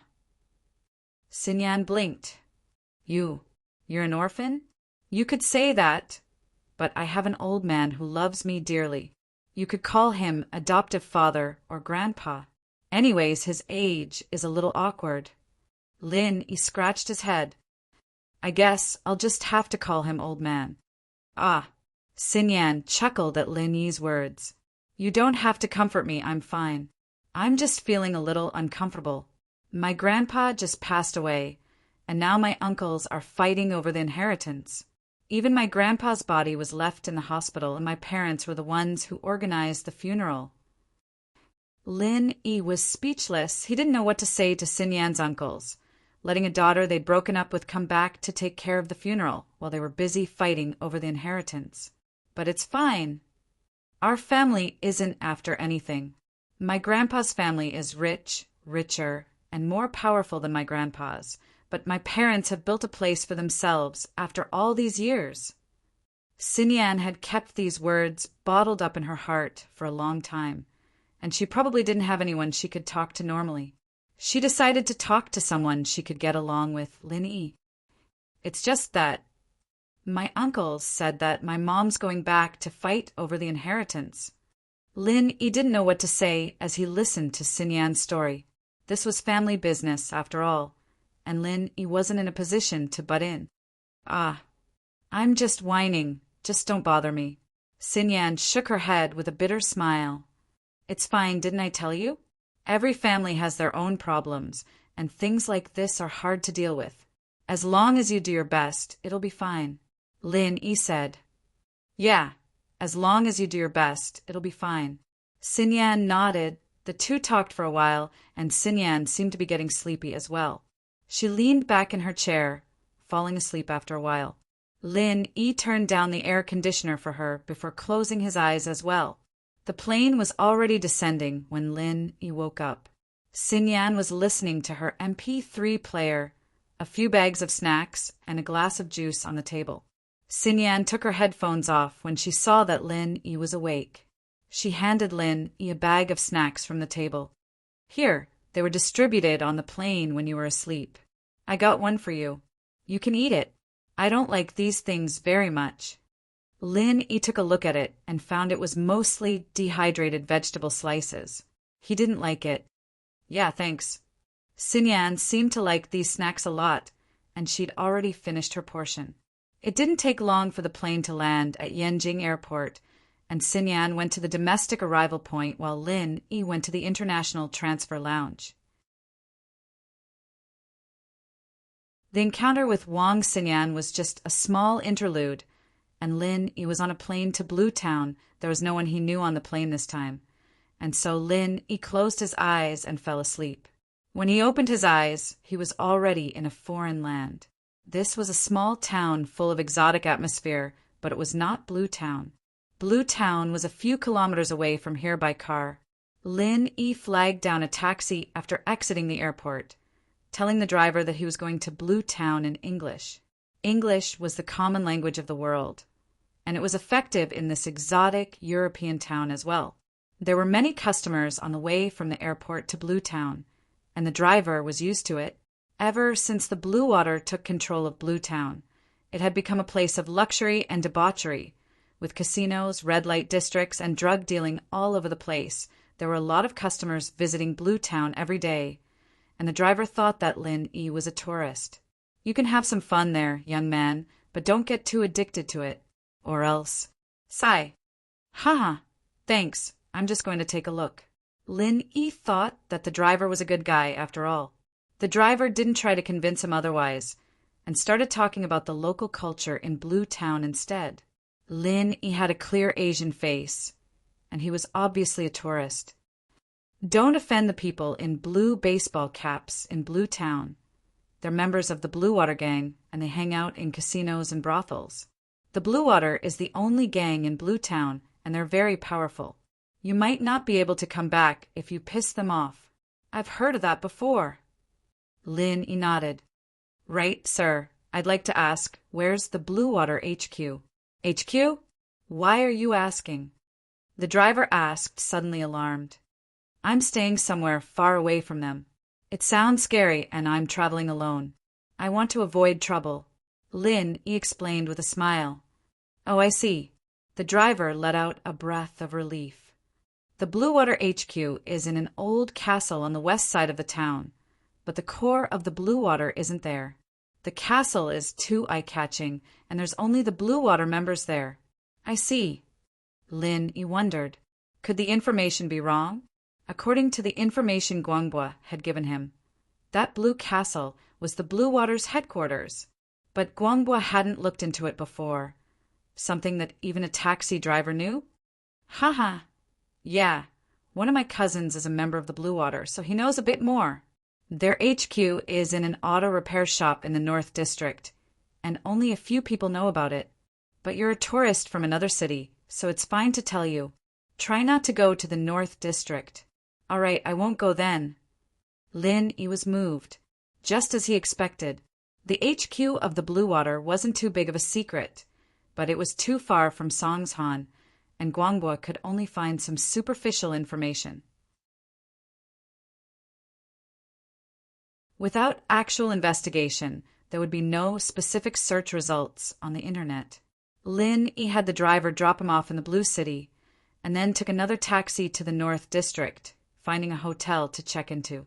There were plenty of tourists from the east like Lin so no one in the hotel paid any attention to Lin. Lin took a quick look at the room before leaving the hotel with his sunglasses on, wandering the streets of the North District.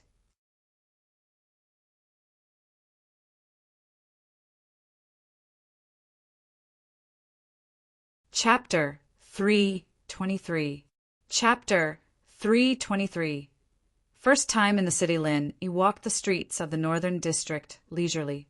Lin didn't have a destination in mind, so all he needed to do was remember the way back. At an ATM, Lin took out a few thousand euros and put it in his pocket before continuing to stroll around the Northern District. A car repair factory. Lin frowned. He'd never known it before, but now that he'd come out, he realized just how big the Northern District was.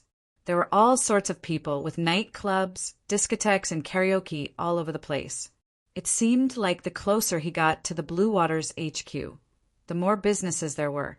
Lin didn't believe that these were just legal. Lin saw a couple of women flirting with him as he walked past.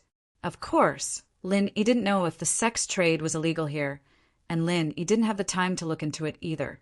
After a moment of silence, he made a bold decision. He stopped a man with a scar on his face and a blue baseball cap. This guy didn't look like a good person at first glance, especially the obvious gang emblem on top of his head, which could also prove this point. He wasn't one of the higher-ups of the Blue Water, though. What kind of person would walk around alone without a bodyguard? Do you know who I am, kid? Do you want to die? The scarred man wasn't expecting Lin to stop him. He started yelling in the local language. Hey, don't rush, bro. Lin pretended to be cautious as he looked around. I'm from out of town, and I heard that the Blue Water Gang has some cheap cars for sale. I'd like to buy one to play with. Do you have any connections, bro? Don't worry, there'll be benefits. Oh, you want to buy a car? The scarred man looked Lin up and down. Lin Yi's skin was obviously foreign, and he didn't look like a spy from the cops, either. He didn't say anything else. The Blue Water did have a large number of stolen cars in their hands, and that was one of their main sources of income. They'd buy illegal and stolen cars from other cities, change their engine numbers and license plates, and then sell them to the less well-managed areas as a low-level member of the Blue Water Gang. Selling stolen cars, drugs, and even bringing customers to the casino would earn them a hefty commission. That was pretty much how they lived. So the scarred man was interested when he heard that Lin wanted to buy a car. What car are you buying? How much is it? Scarface didn't ask Lin what he was buying the car for, since there was no need to ask. It was a rule in the industry. And if people didn't ask about the origin of the car, then there was no need to care about what the car was for. In any case, the money was exchanged and the goods were exchanged. They did not owe each other anything. And after that, they did not know each other. Anything is fine, as long as it's a little cheaper. Lin naturally wouldn't put on airs and buy a high-priced stolen car.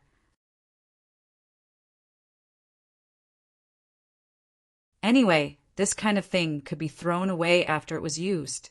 Even if Lin used Faubert's credit card, Lin didn't want to cause trouble. Who knew if this guy in front of him was the kind of person who was greedy for money? What if he saw his extravagant spending and had evil thoughts? Lin wasn't afraid of him, but Lin Yi's main goal was to bring Xie Jinbiao back to the country. He didn't plan on getting into any conflict with the Blue Water Gang. Whether they were good or bad had nothing to do with Lin Yi. Scarface wasn't disappointed by Lin Yi's words. After all, most of the luxury cars were smuggled to other countries, and the ones left for sale weren't anything good. It was good enough for someone like him to get a deal like this in a month, so he didn't mind. They're cheap, ranging from a few €100 to a few thousand. Dollars are fine too. Take me there, Lin Yi said. Follow me. Scarface nodded and led Lin Yi through the northern district. Lin Yi followed behind him at a leisurely pace, arriving at the entrance of a car repair shop after 10 or so minutes of walking. A smile formed on Lin Yi's lips. It seemed that he'd made the right bet. The Blue Water's stolen cars were indeed stored in the factory. This repair shop was probably the Blue Water's headquarters. York, who's this guy? A Blue Water member with a blue hat standing guard at the door recognized Scarface, but not Lin Yi. Here to buy a car.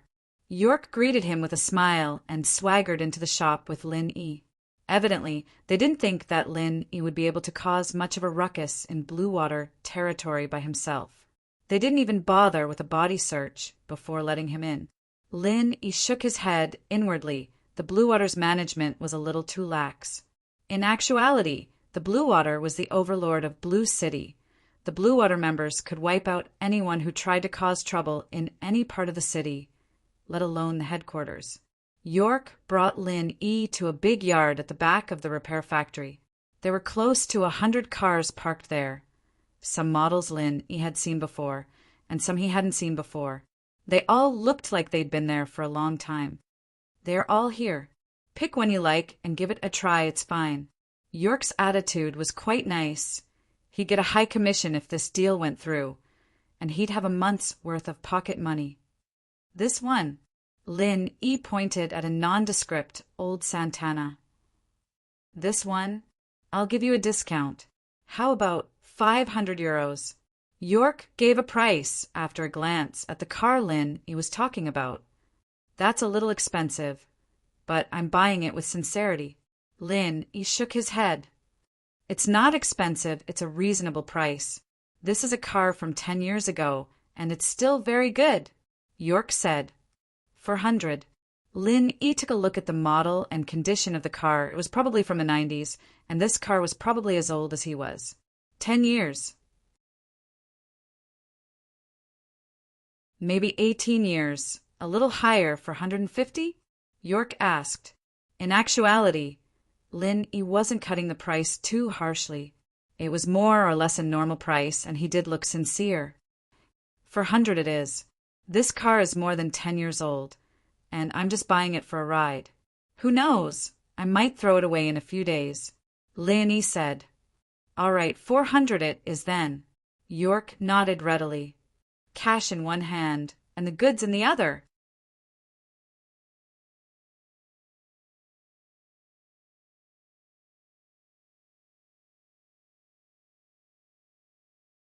Chapter 324. A cool girl. Nope, remember my number. Call me if anyone tries to stop you. York paused before taking off his hat and handing it to Lin Yi. Here, you wear my hat, and the cops in this city won't give us any trouble. All right, thank you. Lin Yi put the hat on. I'll just say I'm Boss York's lackey. if anyone gives me any trouble, all right? Of course. York was so happy that he couldn't stop smiling when Lin Yi called him boss. Just say it. I, York, have a bit of a reputation in this little blue city. Lin Yi nodded, counting out 400 euros and handing it to York. Lin Yi only had a few thousand euros in his pocket, so York wasn't too greedy. He let Lin Yi get in his car after taking the money. The keys were in the car, so there was no need to worry about it being stolen in the garage. Lin Yi drove out of the garage. Lin Yi's things were a lot easier now that he had the hat, and York thought he'd taken advantage of him. The car hadn't gone far when they saw a pretty girl trying to flag down a car. She waved when she saw Lin Yi's car coming over. Naturally, Lin Yi wasn't really interested in hitchhiking. There were at least 80 pretty girls who'd hit on him in the north, and no one knew what they did for a living. Lin Yi, however, was paying attention to the girl because she was an Asian. It was a strange feeling to see an Asian girl in a foreign country. The girl had a pair of sunglasses on her cool face and a black outfit that was quite eye-catching. Lin Yi, however, felt a sense of familiarity, even though the sunglasses covered most of her face. Lin Yi wouldn't have stopped the car if it weren't for the fact that she looked familiar. What's up? Lin Yi was wearing a blue baseball cap and a pair of oversized sunglasses. His outfit was probably similar to this cool chick's, and it was hard to tell his true appearance from the outside. Handsome, can I hitch a ride? The cool chick squeezed out a smile on her cool face. Hitchhike? I don't even know where I'm going. How am I supposed to drive you? As Lin Yi spoke, he sized up the young girl. She looked very familiar, giving Lin Yi a feeling of déjà vu, but he couldn't remember where. He'd seen too many people these years, and it was normal for him to feel a sense of familiarity from time to time. That's great. Since you don't know where to go, just send me to Kanhee Hotel. The cool girl opened the door of the front passenger seat and got in the car. Huh. Lin Yi smiled. I don't know where the Kanhee Hotel is. HM? The girl paused. Aren't you from the Blue Water Gang? How come you don't know where it is? I just joined. Is there a problem? Lin Yi shrugged. Oh, it's nothing. You drive, I'll show you the way. The girl's voice was a little disappointed, but still cold. Lin Yi started the car, and it started moving slowly. Lin Yi looked at the girl out of the corner of his eye. A tourist from out of town? But Lin Yi didn't think it was possible. How could a tourist from out of town be so bold as to stop a hitchhike on the street? How dare he hitchhike, especially after knowing he was a member of the Blue Water Gang? Wasn't she afraid of death? With that in mind, Lin Yi started to get curious about the girl's identity. Had he seen her before? If he could take off her sunglasses, he might be able to remember. Self-guided tour. The girl's answer surprised Lin Yi. Self-guided tour? Self-guided tour? You know about the Blue Water Gang? Lin Yi retorted. The girl was obviously lying. Of course I'm interested. I admire the strong. The cool chick tried her best to make her smile more charming and moving, but the forced smile on her cool face was almost the same as a sneer. Lin Yi was speechless. There was no way to lie like that, was there? But he still found it funny. Admire the strong? So you're here waiting for a hitchhike in front of the Blue Water Gang? Yeah, didn't I meet you? The cool chick smiled. Can you tell me about your gang? I want to know. Sorry, I just joined. Sorry to disappoint you. Lin Yi was getting more and more curious about the girl. She didn't even know how to lie, so what did she do? Then you should know who the leader of your gang is, right? Is it Charlton? I heard it's him. The girl asked. Probably. Lin Yi had done some research on the Blue Water Gang, and that seemed to be the leader's name. Then do you know where he is? The girl ignored Lin Yi's probably. Is he in this repair shop? Or Blue Castle? In the repair factory? Lin Yi answered offhandedly. This was the information he'd gotten from the taxi driver. I see. Then do you guys see him? Which building does he usually work in? The cool girl continued to ask curiously. That I don't know. Lin, he wasn't really a member of the Blue Water Gang, so how would he know that much? Why don't you know anything? The girl was a little angry. Then can you take me to him? Why do you want to see him? Lin, he felt that this girl was a little strange, but the question made Lin frown. There was a black SUV following him from afar. He'd been too focused on talking to the girl and didn't even know where the hotel was. He'd been driving aimlessly, and the car was still following them from afar. He wouldn't believe it if someone told him that he wasn't following them. The Blue Water Gang? Lin frowned as he thought back to his previous actions. There wasn't anything suspicious about it, and he hadn't even revealed his intentions. He didn't even have a lot of cash on him. So why would someone from the Blue Water be following him?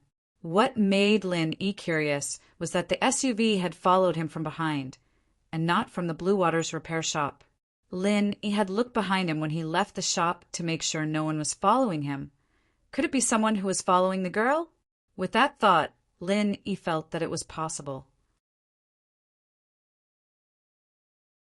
It was probably after the cool girl was picked up that the MPV behind them caught up.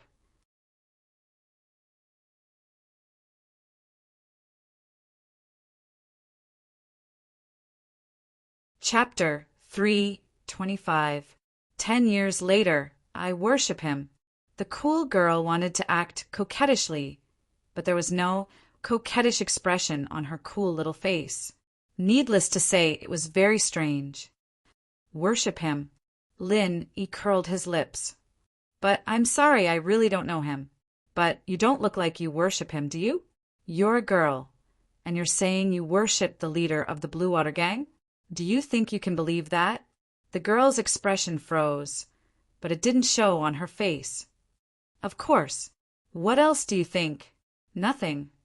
Lin humphed. That Mitsubishi SUV behind us has been following us for a long time. Do you know it? Mitsubishi SUV. The cool chick was slightly taken aback. She turned her head to look behind her, but when she turned back, there was an angry expression on her face. It disappeared in a flash, and she returned to normal. I don't know him. You don't know it? All right, we'll lose it then.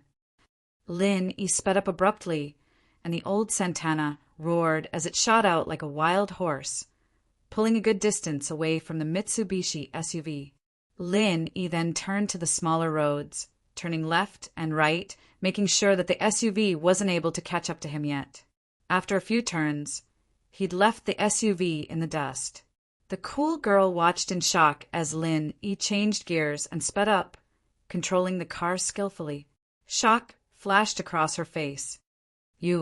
How's your driving skills so good? You have a lot of questions. You've been asking this, and that ever since you got in the car. What are you trying to do? Lin didn't have the patience to waste any more time with the girl. He'd wanted to give her a ride since she was an Asian, but he didn't want to cause unnecessary trouble. Asking random questions meant that she wasn't just here for a vacation, and there was a car tailing them. He didn't want to interact with a girl like that for long. Who are you? You're not a member of the Blue Water Gang? The girl finally realized that something was wrong. She'd thought that Lin was a member of the Blue Water Gang based on his attire and the fact that he'd driven from the HQ. But now it seemed that Lin didn't know the road at all and was just driving randomly. He'd managed to shake off the SUV, but that was only because of his driving skills. The reason why the girl felt that something was wrong was because Lin had driven into a dead end. There was a landfill in front of them, and there was no other way to go. There were dilapidated houses on both sides of the road, obviously uninhabited. This place was probably the city's garbage dump.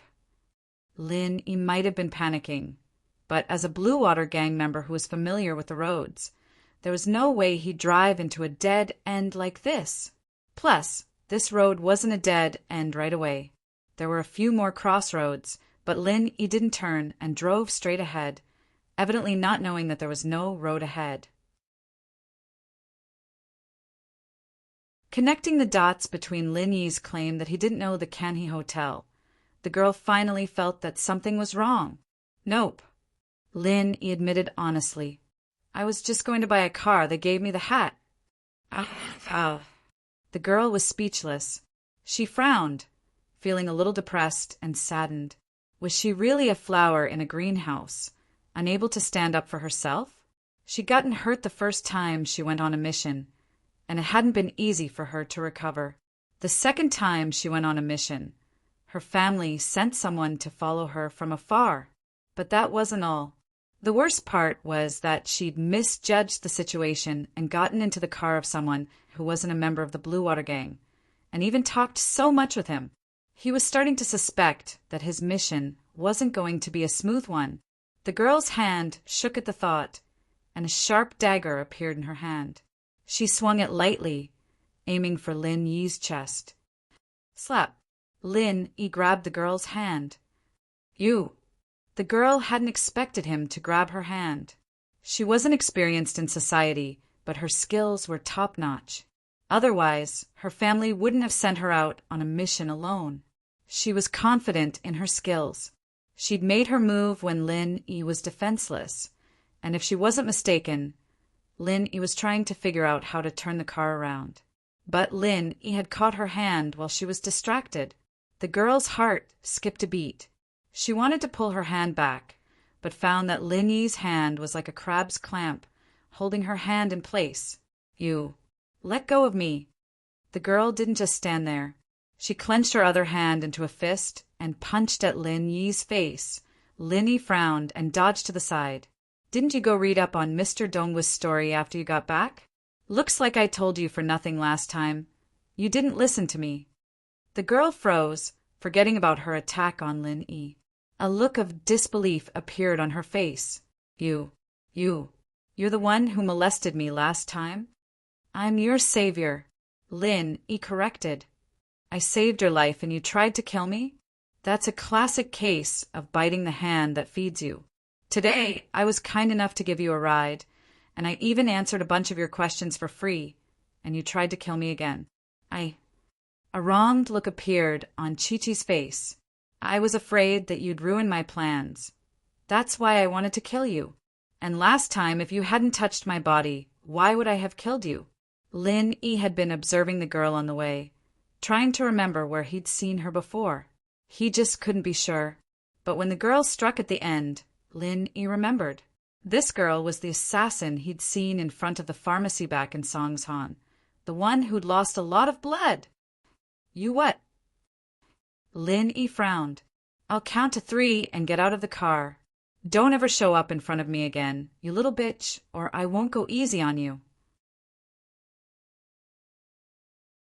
Lin Yi had to admit that Chi-Chi was very pretty, but having a girl who wanted to kill him every day beside him wasn't something Lin Yi wanted. He'd always be able to sense her before she made a move, and the jade could warn him in advance. Young Chi-Chi felt wronged as she looked at Lin Yi's fierce face. Fine, I'll get out. Revenge is a dish best served cold. I can't beat you now, but I'll come for you in 10 years.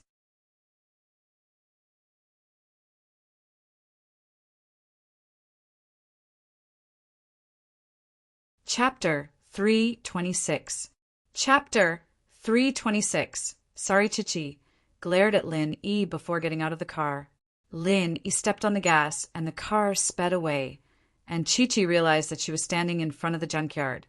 There wasn't a single person here, nor were there any taxis. How was she supposed to get back? Chi-Chi wanted to cry as she yelled at Lin Yi's car. Lin Yi, I hate you. Just you wait. Lin Yi's car answered with a puff of black smoke. Chi-Chi helplessly took out her phone and dialed a number. Grandpa Tombstone, did you follow me? No. Just admit it.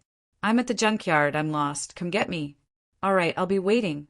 Lin Yi was driving out of the alleyway when the Mitsubishi SUV drove past him. Lin Yi frowned. It seemed that this car had something to do with the girl. After asking around for directions, Lin Yi got back to the hotel he was staying at. It was pretty easy to find the way. Lin Yi planned to make his move at night, so he didn't have much to do during the day. He parked the car in the hotel's parking lot, putting the blue baseball cap York gave him on the driver's seat to prevent car thieves or unnecessary trouble before entering the hotel. Lin Yi did this because he'd seen a lot of cars like this on the road. It must be some sort of secret signal for the Blue Water Gang. Putting a blue baseball cap in the car would keep thieves away. Lin Yi went back to his hotel room and took a nap. He was going to make his move at night, forcefully taking Xie Jinbiao out and back to China. At the same time, Chi-Chi was sitting next to an old man in one of the rooms of Canhee Hotel, a little troubled. Her cool face was red with anger. "Grandpa Tombstone, that Lin Yi is a bastard. I'm going to kill him. How dare he leave me in the junkyard?" "You said that person's name is Lin Yi?" Mu Bei paused at the name. "Yeah. What? You've heard of this name before, Grandpa Tombstone?" Chi-Chi asked curiously. "Nothing." Tombstone shook his head. "Let's not go for tonight's operation. I'll talk to the Patriarch and cancel it." "No, I must kill that charlatan." Chi-Chi shook her head stubbornly. "I have to prove to my father that I'm a qualified assassin." "All right then, Miss Yang, please be careful." Tombstone said helplessly. "However, I will stay outside the repair factory. If there is any situation, call me at any time." "Got it." There was a hint of unwillingness on Chi-Chi's cool face. She didn't want Mu Bei to follow her, but there was nothing she could do. Grandpa Mu Bei must have been sent by her mother. That night, Lin Yi made his move. Lin Yi parked his car not far from the repair factory he'd been to earlier in the day and put on his blue baseball cap. Striding into the factory, the Blue Water member guarding the door only raised his head slightly to look at Lin Yi, but didn't stop him. He went back to his video game. The people who came to the repair factory at night were all Blue Water members. Normal people wouldn't come to a place like this at night, so the guard didn't think that Lin Yi would come looking for trouble alone. Lin Yi kept his head down with the blue baseball cap on, so no one noticed him. There were at least 300 people dressed like Lin Yi in the factory, all busy with their own things. Lin Yi wasn't in a rush to find out where Jin Biao was being held. He walked around the factory a couple of times, memorizing the layout of the place. "You guys, go check out Mr. Wyhint's casinos. Someone's causing trouble there. Bring him back and have his family and friends prepare $50,000 to pay for his ransom." A coarse voice called out to a few Blue Water members. "Yes." After these members received the order, they got into a few cars and sped away. The man who'd been cursing earlier was about to leave when a knife appeared on his neck. "Don't scream, or I'll kill you." Lin Yi was actually looking for a Blue Water leader as he walked around the factory. Normal gang members wouldn't be able to find out where Jin Biao was being held. After all, everyone was busy with their own business. Kidnapping Jin Biao to extort money from Guangbo wasn't a big deal. At least, the Blue Water Gang did this sort of thing quite often. Even their leader, Charlton, didn't know about it. Charlton only looked at the final profits of the gang. As for how, that was handled by the mid-level leaders. So, he couldn't just grab a random person to find out where Jin Biao was being held. That was why Lin Yi hadn't made a move yet, choosing a target instead. Lin Yi wanted to hit the target in one go, and not blindly ask a bunch of people. That would only alert the enemy. But finally, Lin Yi ran into the leader, who'd ordered his men to capture Jin Biao. Lin Yi was delighted. The person he'd been looking for was finally here. What do you want?" The leader was just about to cry for help when he heard Lin Yi's voice. The knife on his neck was real and cold, and he couldn't guarantee that the guy behind him wouldn't stab him to death. "Where are the people you've captured?" Lin Yi asked. "Cut the bullshit and answer me. Don't blame me if you lie." Who are you looking for? Tell me the name, and I'll call my men to release them," the leader said carefully. "Humph." Lin Yi snorted coldly, cutting the knife into the leader's neck. Blood gushed out. "I told you to cut the bullshit and answer me. Are you deaf? Or do you want to die now? I don't mind killing you and asking someone else." Don't don't all talk. Originally, the leader wanted to play a trick and find out who Lin Yi was looking for. Then he'd let his men bring the person out as a hostage to force Lin Yi to give in. But obviously, Lin Yi wasn't even interested in talking. On the count of 3, 3, 2, Lin Yi increased the strength of the knife in his hand. In the basement of the building in front. Don't kill me. I've already said. The leader was scared.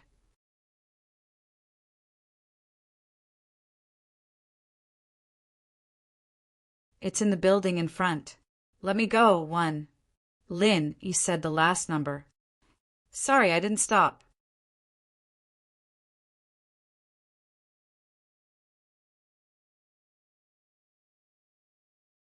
Chapter 327. Chapter 327. A thief Lin Yi took off the leader's baseball cap and shoved the body under a car that hadn't been driven in a while. No one would be able to find him for a while, probably only when his body rotted and started to smell. Of course, Lin Yi didn't believe the leader's words completely. Who knew if he had ulterior motives? Lin Yi didn't go to the building the leader was talking about right away. What if it was a trap? Lin Yi wasn't that careless. Lin Yi walked around the building and crouched down quietly at the door like a normal Blue Water member. A Blue Water member walked out after a while, and Lin Yi followed him, putting a knife to his neck after he'd walked for a while. But this time, the member spoke up before Lin Yi could say anything. Bro, don't kill me. I just wanted to sneak in to see if I could get some loot. But I went into the wrong place. I didn't do anything. I didn't steal anything. You can search me if you don't believe me. I really didn't steal anything. Please, let me go. Lin Yi paused, speechless. This guy had snuck in just like him? And from what he said, he seemed to be a thief who wanted to fish in troubled waters. Where did you get that hat? Lin Yi didn't know whether to laugh or cry. I stole it. The thief didn't try to hide anything. I saw someone leave it in the car, but the window wasn't closed, so I stole it. I heard this was where the Blue Water made their money, so I came to try my luck. Bro, it's really my first time here. Oh? Then what did you see when you went in? Lin Yi asked. I didn't see anything. Really, I won't tell anyone. The thief was on the verge of tears. Tell me the truth. What did you see? Lin Yi asked helplessly. He didn't expect this thief to misunderstand him and think that he wanted him to keep it a secret. Big brother, you're also a sensible person. You know that's where you keep the hostages. Although I saw it, I won't tell anyone. Really, don't worry. I'll keep it to myself. The thief said honestly, I'm not a professional. I won't report you. Lin Yi listened to the thief's words and knew that he misunderstood, but Lin Yi didn't explain. Now that he had confirmed that this building was really a place to hold the hostages, it was fine. No one noticed you after you went in? Don't tell me there aren't any of our people inside?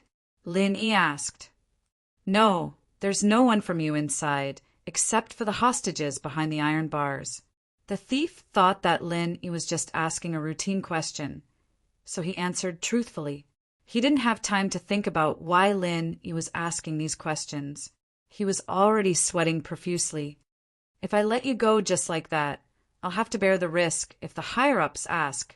Lin Yi didn't want to kill the thief anymore. It'd be more troublesome to deal with the corpse. He might as well let the thief go. But he had to make sure that he didn't get suspicious if he let the thief go too smoothly. Big brother. The thief took out a stack of money from his pocket. This is my earnings for the day. You can use it to buy some cigarettes. Okay, you know your place. Now scram. Lin Yi took the money and stuffed it into his pocket in satisfaction, sheathing the knife. The thief ran off gratefully, not even looking back as he left the place. Thinking about it, he didn't dare to stay any longer and would probably run out of the repair factory. Lin Yi made sure that there weren't any Blue Water members in the building from the thief's mouth, and so he swaggered in. The first floor was a big hall, but there was nothing there. The second floor was sealed off, evidently used as a warehouse. Lin Yi went down to the basement and saw rows upon rows of prison-like cells. Some had people sitting in them, some didn't, but none of them raised their heads to look at Lin Yi as he walked past. All of them looked dejected and dispirited. They were probably hostages that the Blue Water Gang had come up with all sorts of excuses, waiting for their families and friends to come with money to redeem them. Still, the Blue Water Gang was pretty cocky, running a blackmail business like this in broad daylight. It seemed that the security here had fallen to a certain level. Xie Jinbiao. Lin Yi couldn't be bothered to look for them one by one, so he called out the name. Here, here. One of the men in the cell stood up excitedly, waving at Lin Yi as he walked to the edge of the cell. Lin Yi nodded and quickly walked over. The other hostages were evidently used to this, and didn't even raise their heads. Whoever brought the money would be called out and released, while the others wouldn't be able to get out no matter what. They didn't seem to care about Lin Yi's arrival at all. You're Xie Jinbiao. Lin Yi looked at Jinbiao, noticing that he was very different from the picture Guangbo had given him. In the picture Guangbo had given him, Jinbiao was tall and strong, but this Xie Jinbiao in front of him looked like a sickly person, skinny as a monkey. But upon closer inspection, he could tell that it was the same person. Yes, that's me. Did my dad transfer the money? Jinbiao was a little excited. He thought that he was dead for sure, but his father had found a way. Xie Jinbiao roughly knew how much money his family had, but the debt this time was too much. Xie Jinbiao estimated that even if his father borrowed money, he wouldn't be able to borrow so much money, so he was already a little desperate. Lin Yi unlocked the door with a metal wire and let Jinbiao out. Come with me. Jinbiao followed Lin Yi carefully. He was so excited that he didn't even see Lin Yi open the door with the metal wire, thinking that Lin Yi was a real member of the Blue Water Gang. Where's my dad? Jinbiao asked again when he saw that Lin Yi wasn't talking. Where's my dad? Can I go now? Put this on and don't talk nonsense. Follow me. Lin Yi put the baseball cap he'd gotten from the gang leader on Jinbiao's head. Don't ask so many questions if you don't want to die.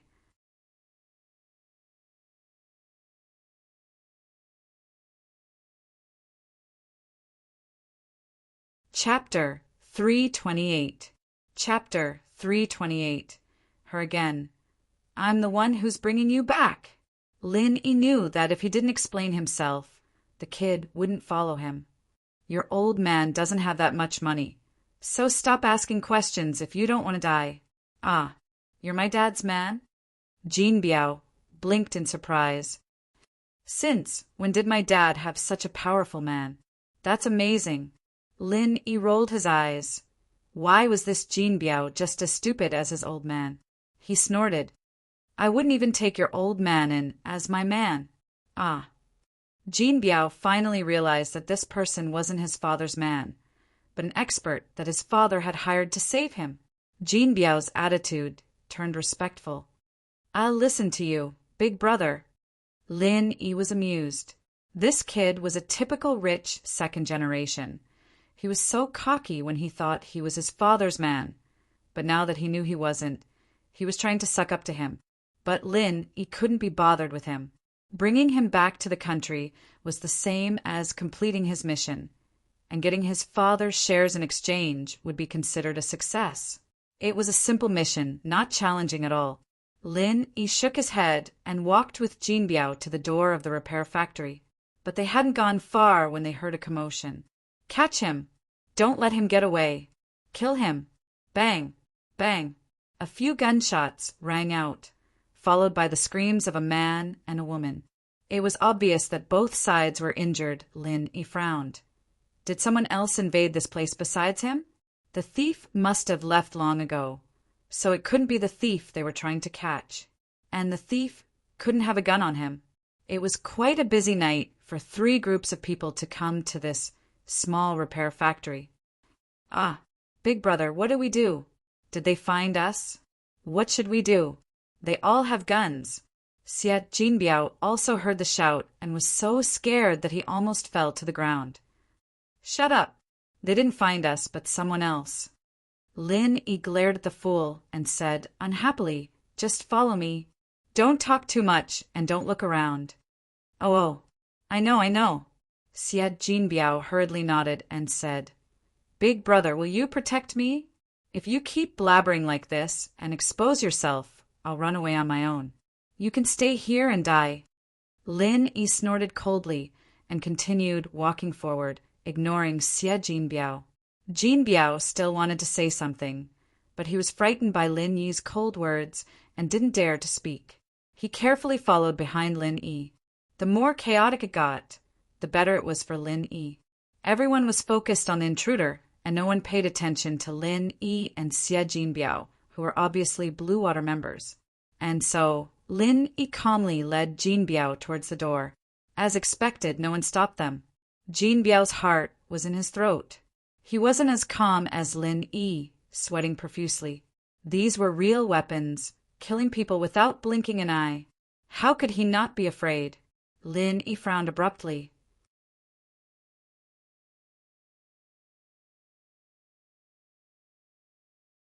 The sounds were getting nearer and nearer, and it seemed that the intruder was running towards them. Lin Yi was speechless. He turned to Jinbiao. "Hurry, they're coming." Oh. Jinbiao nodded and quickened his pace with Lin Yi. Bang! A gunshot rang out, followed by a scream of pain. It was a woman's voice, the two brothers in front. "Hurry up and stop that chick in front." A loud voice rang out from behind Lin Yi. Lin Yi had no choice but to stop his footsteps. If he didn't turn back now, the people behind him would probably open fire. If he was alone, he was confident that he'd be able to dodge the bullets behind him and escape. But there was a burden beside him. He could leave, but Jinbiao couldn't. Although Lin Yi had threatened him that he'd leave him behind, Lin Yi couldn't just leave him like that. Leaving him here would mean giving up on Guangbu's shares. "Don't talk, follow me," Lin Yi told Jinbiao before turning around to see a figure in black lying not far from him. It was the intruder who'd been shot, but he didn't expect it to be a woman. Lin Yi pretended that he was going to capture the intruder as he walked to the side of the black figure. "Hey, brother, what do you think of this chick?" The leader who chased after them called out to Lin Yi with a lewd look. Lin Yi squatted down, but he was stunned. He couldn't help but curse in his heart, because the girl on the ground was the cool chick he met during the day. Lin Yi didn't know what to say. This chick repeatedly appeared in front of him and brought trouble to him. She even bit the hand that fed her. To tell the truth, Lin Yi really wanted to leave her here, but she was an Asian after all, and it could be said that they were fated to meet twice in a blue city like this. It was quite a rare encounter. Lin Yi wasn't a person who liked to meddle in other people's business. In fact, Lin Yi was a person who didn't care if it was none of his business. But this chick was someone he knew, and they were from the same sect. If he ignored her and left her here, he was afraid that she would be in danger. Just looking at the gleaming eyes of the pursuers was enough to tell how dangerous this chick was. "It's my bad luck to run into you." Lin Yi took a deep breath and snatched the gun from the chick's hand. He aimed at the leader of the pursuers and fired. The bullet went straight in between the eyebrows, and the leader fell to the ground without a doubt.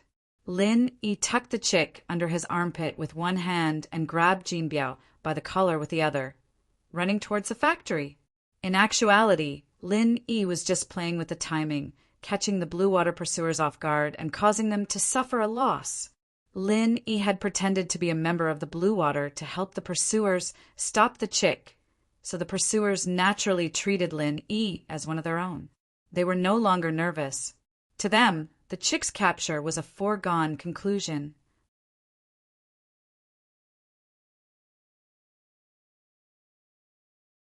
So when they saw Lin Yi crouch down, the pursuers naturally lowered their guns. There was no point in raising them. It was a subconscious action.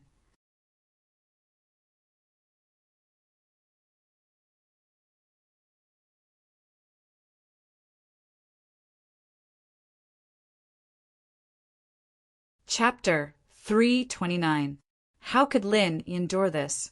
When the leader fell, the people next to him didn't even have the time to react to how this happened and what was going on. He was their brother, but why had he turned on them and killed their leader with one shot? Who could tell them what was going on? While they were still in a daze, not knowing what to do, Lin Yi grabbed the girl under his arm and Jin Biao and ran away. By the time they realized what was going on, Lin Yi was already out of the repair shop and back at the alley where he'd parked his car. He opened the car door and tossed the girl in the back seat, letting Jin Biao sit in the front passenger seat. Jin Biao's legs went limp with fright. He knew that killing and robbing was a common thing in Blue Town, but that was just hearsay, not something he'd personally experienced. But this time, it was a real gunfight right next to him. If it weren't for Lin Yi's quick reflexes, Jin Biao would have been a dead man by now. Get in the car, what are you waiting for? I'm leaving if you don't. Lin Yi was getting impatient when he saw Jin Biao standing by the car door. Bro, my legs are numb. Can you help me? Jin Biao said carefully, looking like he was on the verge of tears. He didn't want to mess with Lin Yi anymore. The guy was a ruthless one. Not only had he killed a Blue Water leader with one shot, but he'd even managed to escape with an injured girl and himself in the middle of the chaos. Was that something anyone could do? Lin Yi walked over quickly and kicked Jin Biao into the car. He closed the door and went back to the driver's seat, starting up the car and driving away. Not long after Lin Yi left, the Blue Water's caravan moved out. Lin Yi had parked his car in the parking lot of the hotel he was staying at. Yang Chi-Chi had woken up by now. She'd been bleeding nonstop after getting shot in the shoulder, but she'd endured the pain and made her way to the door. Unfortunately for her, the bullet had hit her leg once more, and she'd fallen to the ground the moment she'd been shot. She'd lost a lot of blood before, and the fall had knocked her out, but Yang Chi-Chi's willpower was much stronger than a normal person's. She didn't pass out completely even after losing so much blood. In fact, she was already awake when Lin Yi picked her up, but her emotions were a little complicated. He had saved her once again. She owed him too much. Could he still kill him? And so, Chi-Chi could only pretend that she wasn't awake. Take my room card and go upstairs. Don't let anyone see anything. Lin Yi handed the room card to Jin Biao. I don't care if you die if someone sees through you. All right. Jin Biao didn't want to go upstairs himself, but he knew that there was no point in wasting his time. Lin Yi wouldn't care about him, and he didn't know what that female assassin had to do with Lin Yi. Since Lin Yi wasn't going to say anything, Jin Biao didn't dare pry.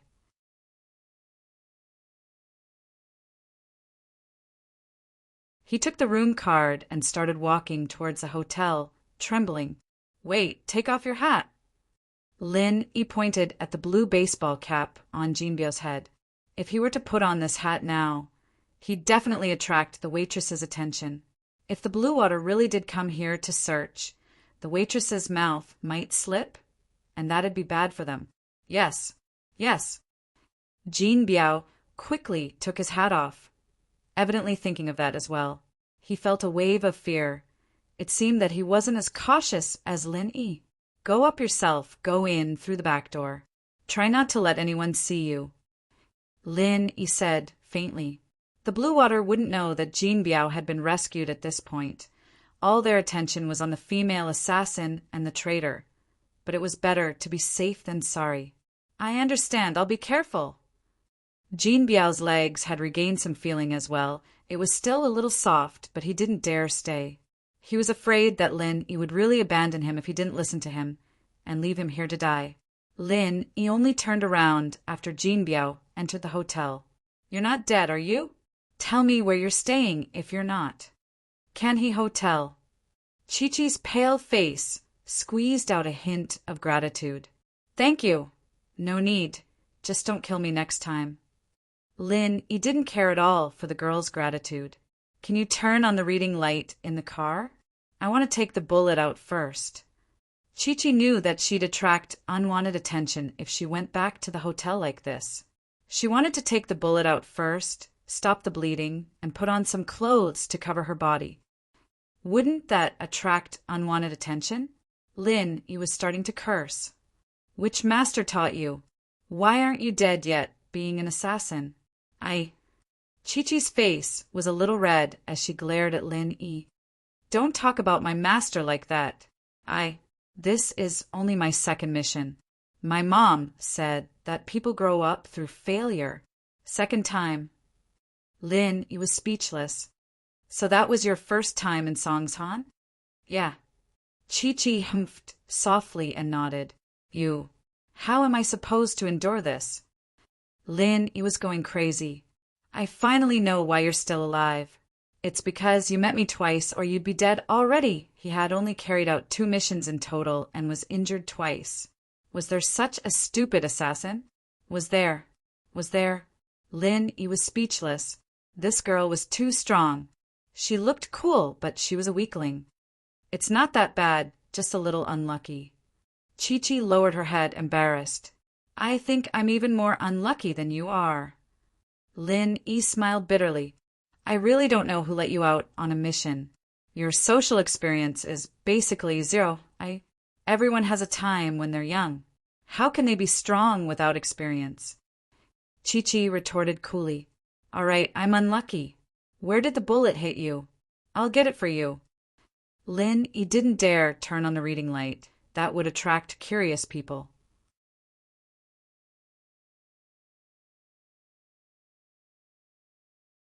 Right shoulder and left calf. Chi-Chi whispered, You're tuning in to the Thunder Spear YouTube channel. Don't forget to subscribe and join us on this journey to catch the most captivating stories.